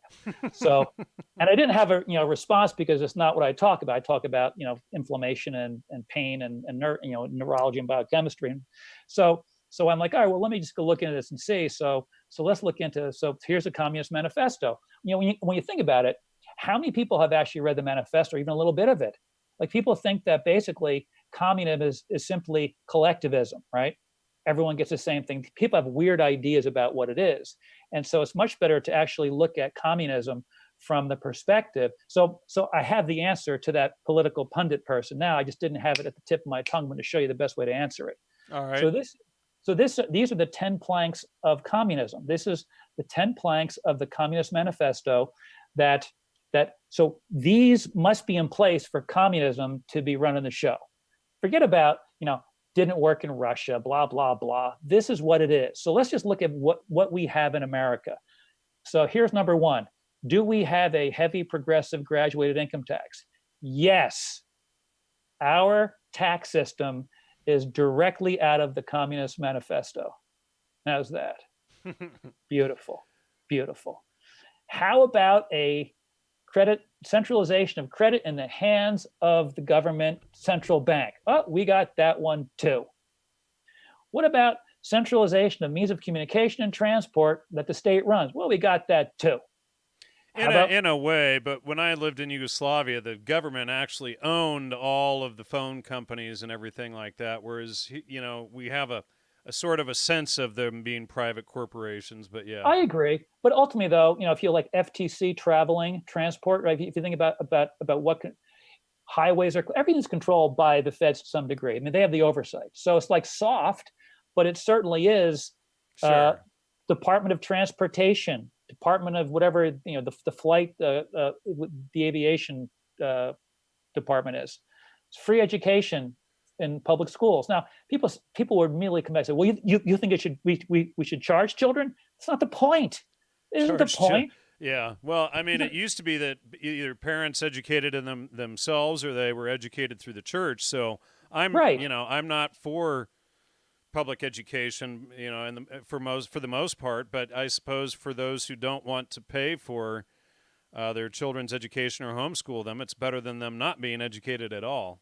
Absolutely. But a defender of the state, so a big statist would argue like, well, how are we going to have school if the government doesn't do it? Well, how do we do it when de Tocqueville came through America in like 1830 or 40 and wrote was Democracy in America? De Tocqueville's I haven't book. read it. Well, what's interesting is up through the 1870s, the eighth grade educated homeschooled people had about 3 or 4 times the education of college grads today. So, I mean, Precisely. you can't even, most people today are unable to read Civil War letters between the soldiers and their families because their language, their vocabulary is over most of our heads today. Well, have you heard of the McGuffey readers? I'm not sure. We'll just like make a note of that. It's what all of your homeschool, all of your one-room schoolhouses used to use. They had the kindergarten reader, the first grade reader, and on and on and on. And then the older kids would help the younger kids. So right. Well, yeah, and I've made that argument on my own show many times. So that's why the single-room schoolhouse was by far the best, because the older kids taught the younger kids, and in doing so, they reinforced their own education through teaching the younger children. So they became educators as well as learners in the process. And so each grade taught the lower grades. And by the time they finished eighth grade, it was equivalent of a bachelor's degree today, or actually better than your average bachelor's graduate today. So, and then and people wonder how, a 12-year-old or 14-year-old could run a huge corporation back in the 1800s. And this is how, they were absolutely brilliant people in the 1800s. And de Tocqueville said, he goes, wherever I went in America, whether it be city or urban area or small little town in the mountains, I was amazed to find out how well educated the American people are. Well educated in terms of understanding basically the true liberal arts, and aware of the socio-political environment of that day. Yep. So I only made that issue about the free education is just because it dumbed us down since then, for sure. Oh, idiocracy galore. This is just to show us that these the top four, are absolutely in place. Now, this one here is a little bit differently, but extension of factories and instruments of production owned by the state. If you tax the instruments of production, and you can regulate the instruments of production, then you essentially own them by default, not so much directly, but you still control them. So this is not exactly right. Well, and when I lived in Yugoslavia, the government did own most of the large corporations. You could have small businesses and whatnot, but the government owned all means of production straight out.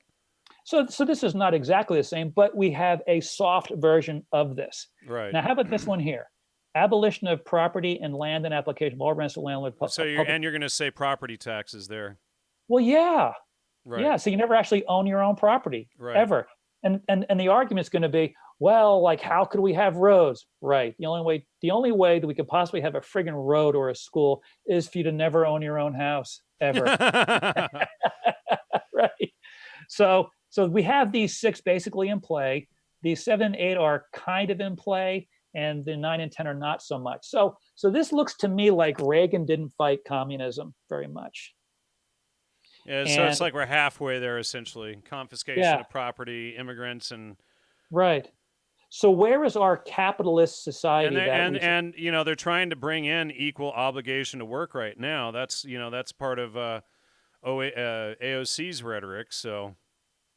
Well, she's trying to, I guess, I mean, I don't really know, but ultimately her rhetoric and Bernie Sanders' rhetoric is essentially to instill planks 1 through 10. So this idea, like, that Fox would be talking. I wonder if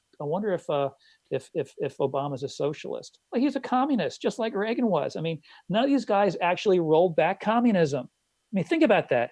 Right.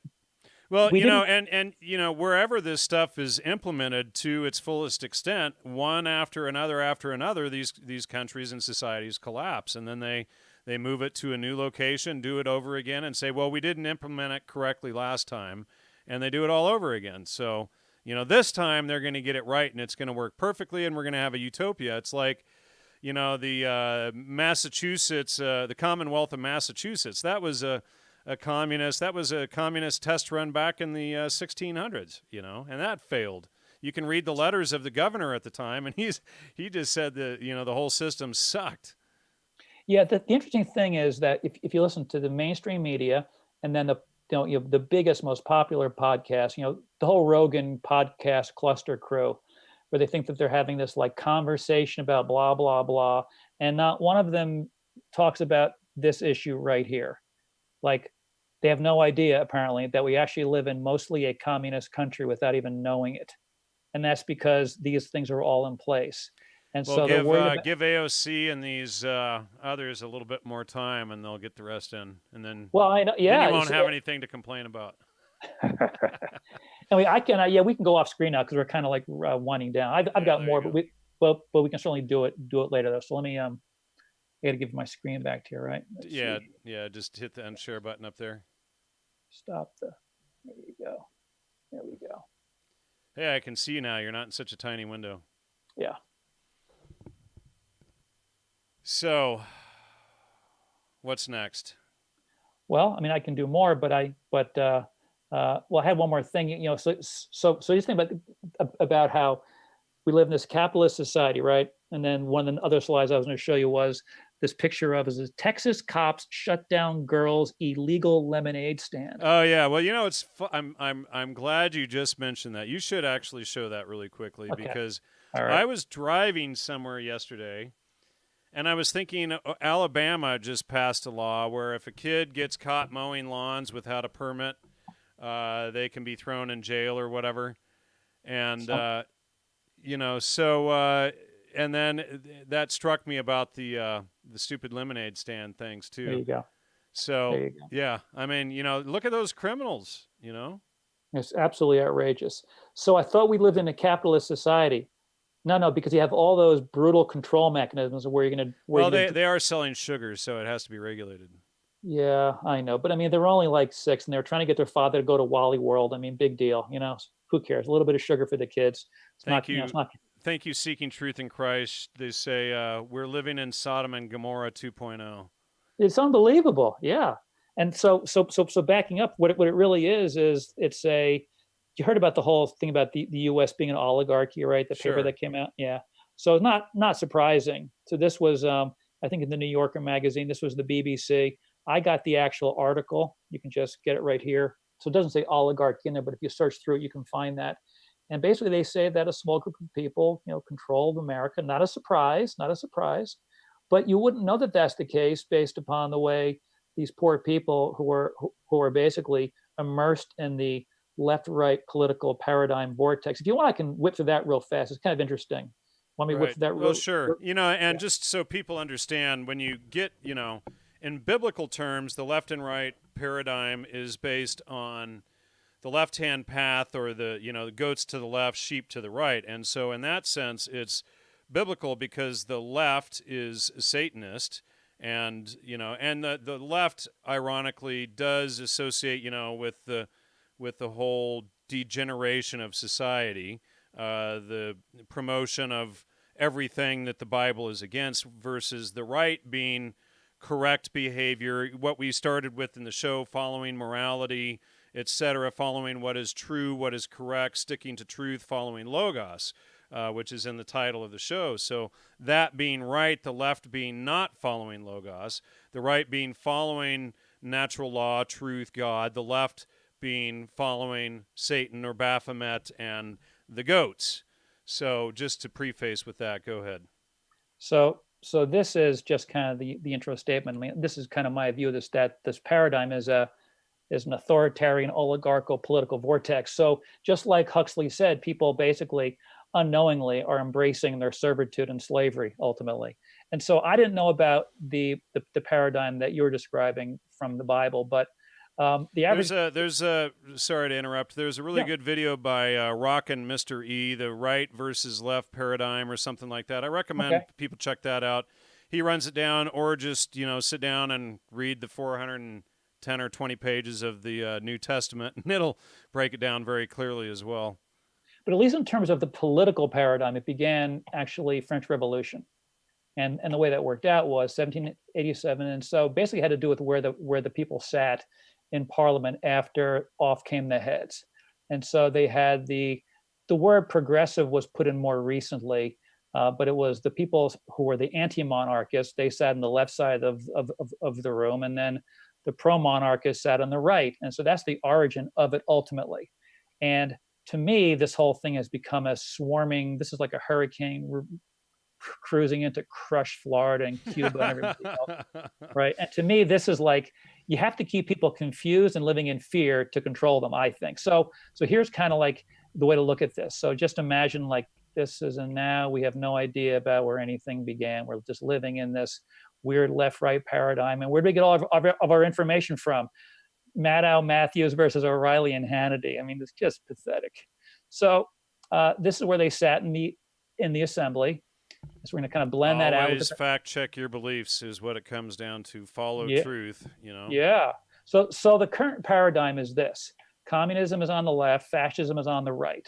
Well, and that's even false too, because Hitler was a socialist, so technically he's left. So they've given us a false right on top of that. Completely. So I'm going to give you a metric, actually, and your audience a metric to consider. What was it, the German Socialist Workers' Party or something like that? I mean, they're clearly leftists, but how does, you know, and then they give us a false right, and then they claim that the leftists like Hitler and Mussolini were right. And then, of course, Trump and everybody else gets labeled as Hitler, as did Milosevic when I lived in Serbia, you know, and he was,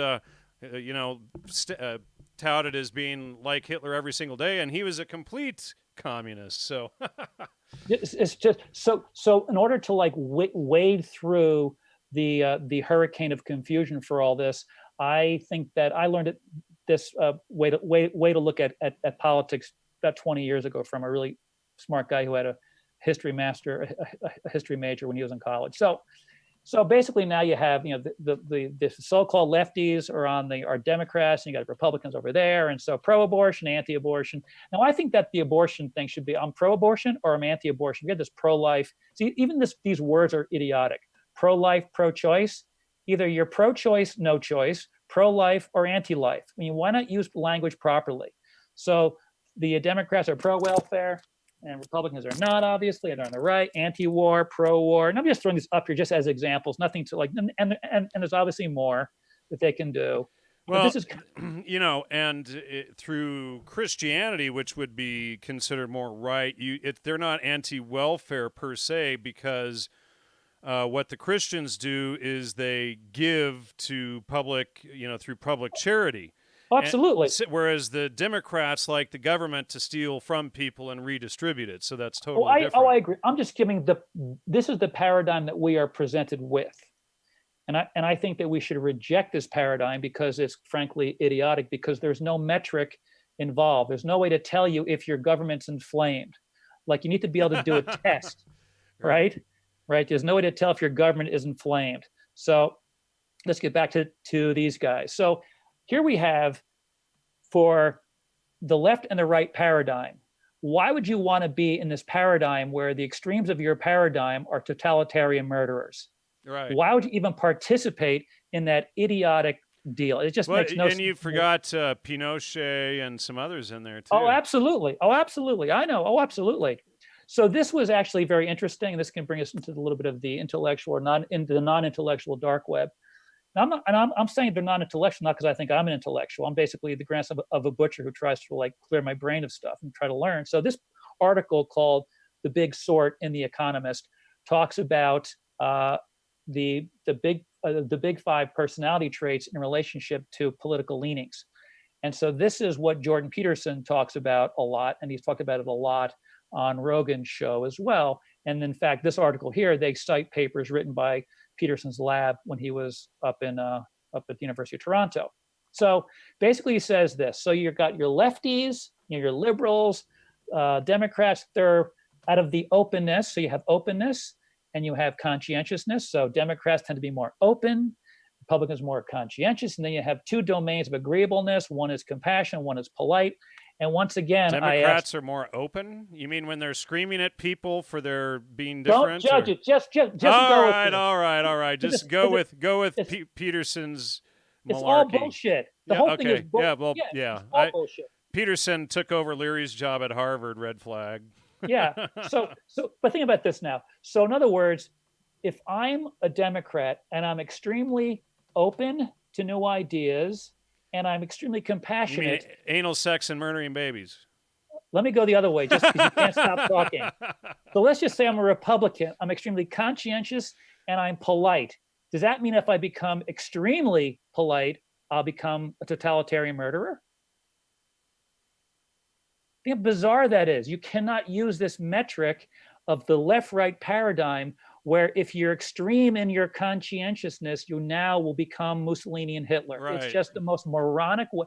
So how can someone like Jordan Peterson not realize how completely idiotic this is? Well, you so, know, and you know, people have shared my papers with him a number of times, and of course, he still touts the same BS. So, and I've got video of them personally handing I saw my that. papers to. Did you? Yeah, I saw that. Yeah. So here is, I think, the best way. So if you ever go to a medical doctor, a chiropractor, physical therapist, and you have back pain or any other pain, they're going to ask you to rate your pain on a scale from 0 pain means zero means zero pain, and 10 means the worst pain you could possibly have. And that way you can track recovery if the treatment is working, because you have a measurable tool to monitor success. So you have to have a measurement tool for government. You can't measure it by agreeableness or conscientiousness or all these other idiotic personality traits. That's not how you measure government, because government is pure power, right? If you don't pay your property taxes, you lose your house. That's some friggin' power these people have. So the best way to look at this is the far left. Now, the far left, this image would be total government, pure power, right? Authoritarian, Marxist, Bolshevik, communist, socialist, fascist, monarchies, oligarchies, basically statism. And then you have Democrats and Republicans. Basically, they are both left wingers because you saw how government grew massively and regulations in terms of all the laws grow massively year after year after year. Republicans do not pull back any of the communist regulations, and neither do the Democrats at all. So we know that Democrats and Republicans, in the context of political power, they are both lefties. And so all these names here are just more bullshit. This is just alt-right big deal. Neocon, neo-lib, who cares? What do they care about? Power. That's what they care about. So on the other side, you got anarchy. Now, people don't know what anarchy means. They think anarchy means the top one only. Disorder, right? And look at where it says, so lawlessness, nihilism, mobocracy, on and on and on. And then, of course, the action, another word is just simply absolute freedom. Now, I'm not saying that there should be no government, right? But you show this to a statist. And I describe in this language to statist Democrats and Republicans, because they're all statists, and they have an amygdaloid fear reaction going, well, we can't have no government. I never even suggested that we shouldn't have a government. But they go right to that because they are such hardcore statists. It's absolutely unbelievable.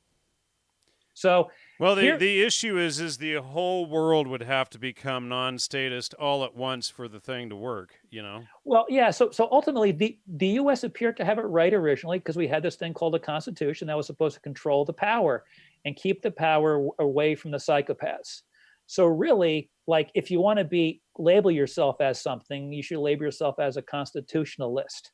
Right. That would be the best way to label oneself, because they guarantee freedom. I mean, the Bill of Rights were put there for fear of big government coming in. Right. Now, of course, so you can see here that basically your Democrats, your Republicans, all these other guys, they're all authoritarian. So this idea that we're like moving to the left, we have been there for decades and decades. Now, what about under the true history of anarchy in ancient Greece? There was 3 or 4 rulers, and that's why it was in such disarray, is because they had so many rulers, there was no rule.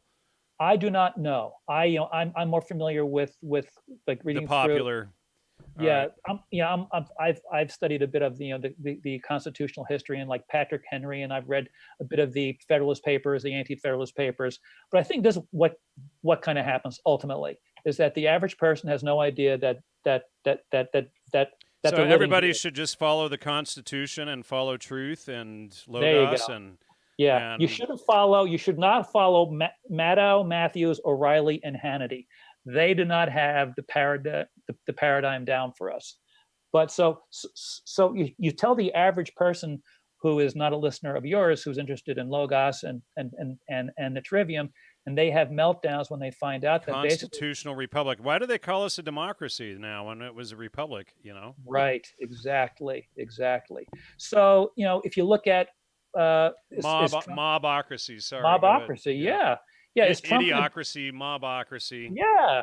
Is Trump going to drain the swamp? Probably not. He's gotten rid of a lot of it, but we gotta see. Yeah, well, I'm just saying though, here's how you know you start to roll back communism. Yeah. See, because there's a measurement then, right? There is a measurement. You start to roll back oppressive. I mean, really, the surveillance. Can you imagine Patrick Henry, Jefferson, Madison, Adams, the surveillance state? Really? Can you imagine? All right, you want to get rid of the share screen? Are you done now? Sure, I'm done. Yeah. All right. Find this thing here. There you go. All right. So, anybody have any questions for Dr. Seaman before we wrap it up here? Any super chats you want to throw up? And, thanks everybody for your support during the show. It started out slow tonight, but it's grown over the evening. Not too many, what was the part of the brain that was deficient with the...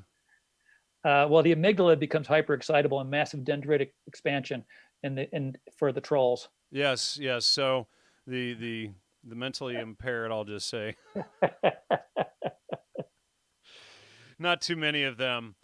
So anyway, we've got, thanks for the most of the comments today were pretty good, and people really did a good job in there tonight. Didn't get too crazy tonight in there.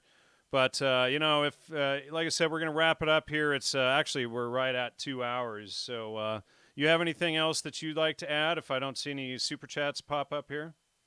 No, I don't think so. I went through all that stuff largely because for some people, it might be good ammunition to like orient their brains in terms of a measurement scale. Right. And that's what none of us ever get taught. So when it comes to nutrition, well, I want a measurement scale. I don't want to be emotionally involved with the name of a food. And when it comes to politics, I want to measure in terms of political power and money expenditures. And so you have to have a measurement to track things. Then your conversation should be about the measurement. And that's right. An example to me is where this whole intellectual dark web fails miserably. I mean, miserably. They accept the statist environment that we're in, and Jordan Peterson wants us to be better statists. Think about that. Clean up your room, young man. Somebody was asking if you have an opinion on alkalinity. Well, if you look at the body's pH, so if you do like blood pH, it's about 7.4, and it's regulated very, very carefully, moment to moment by your respiration. And so if you like hyperventilate, you blow up CO2 and you become alkaline. When it comes to dietary stuff, it's interesting. Fat has a neutral effect on body pH. Protein has an acidic effect that requires buffering. And so if you eat basically just meat and grains, you live on basically a very acidic diet, and your urine can become acidic. And there's some evidence that this will over time drain some calcium stores out of bone and create osteoporosis, as well as nitrogen wasting from muscle. Lots of fat.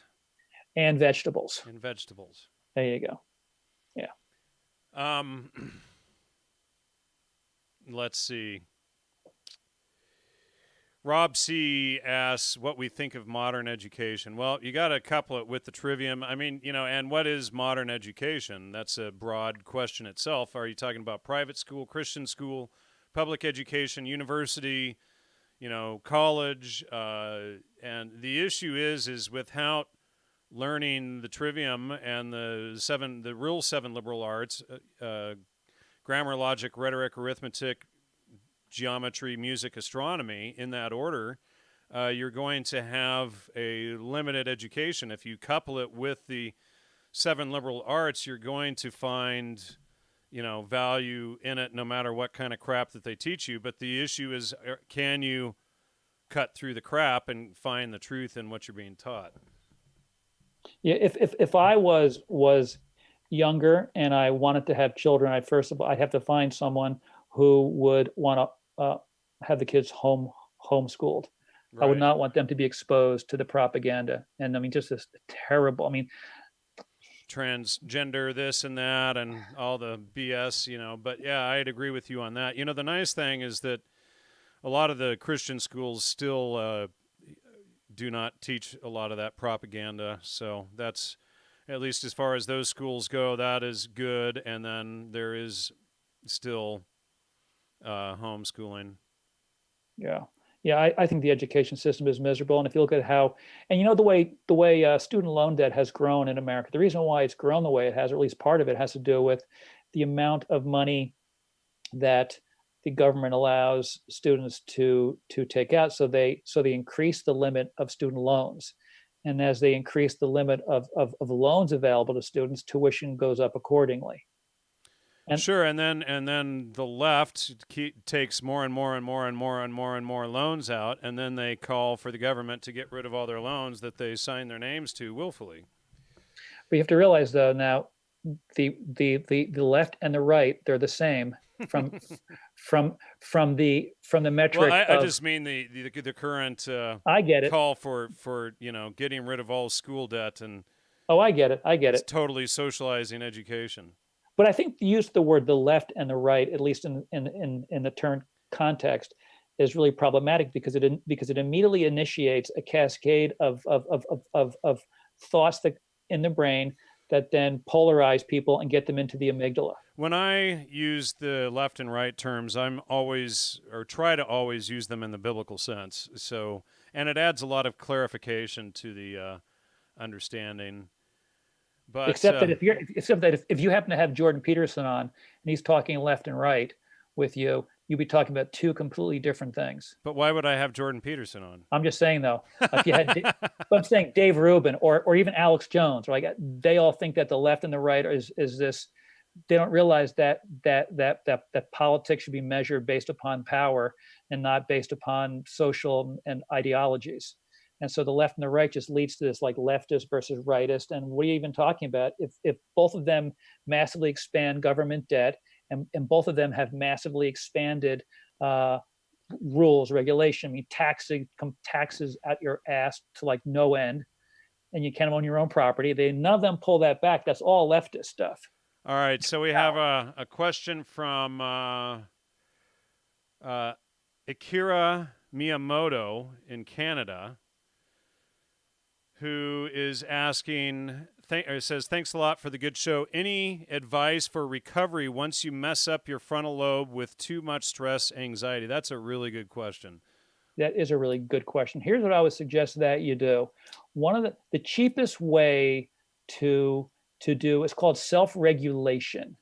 And the best way to self-regulate is through controlled respiration. And so the cheapest way to do this, and I have no financial relationship with these guys, I tell, and if there are any practitioners listening, you can make it part of your practice too. It's called the Institute of Heart Math. They're in Northern California.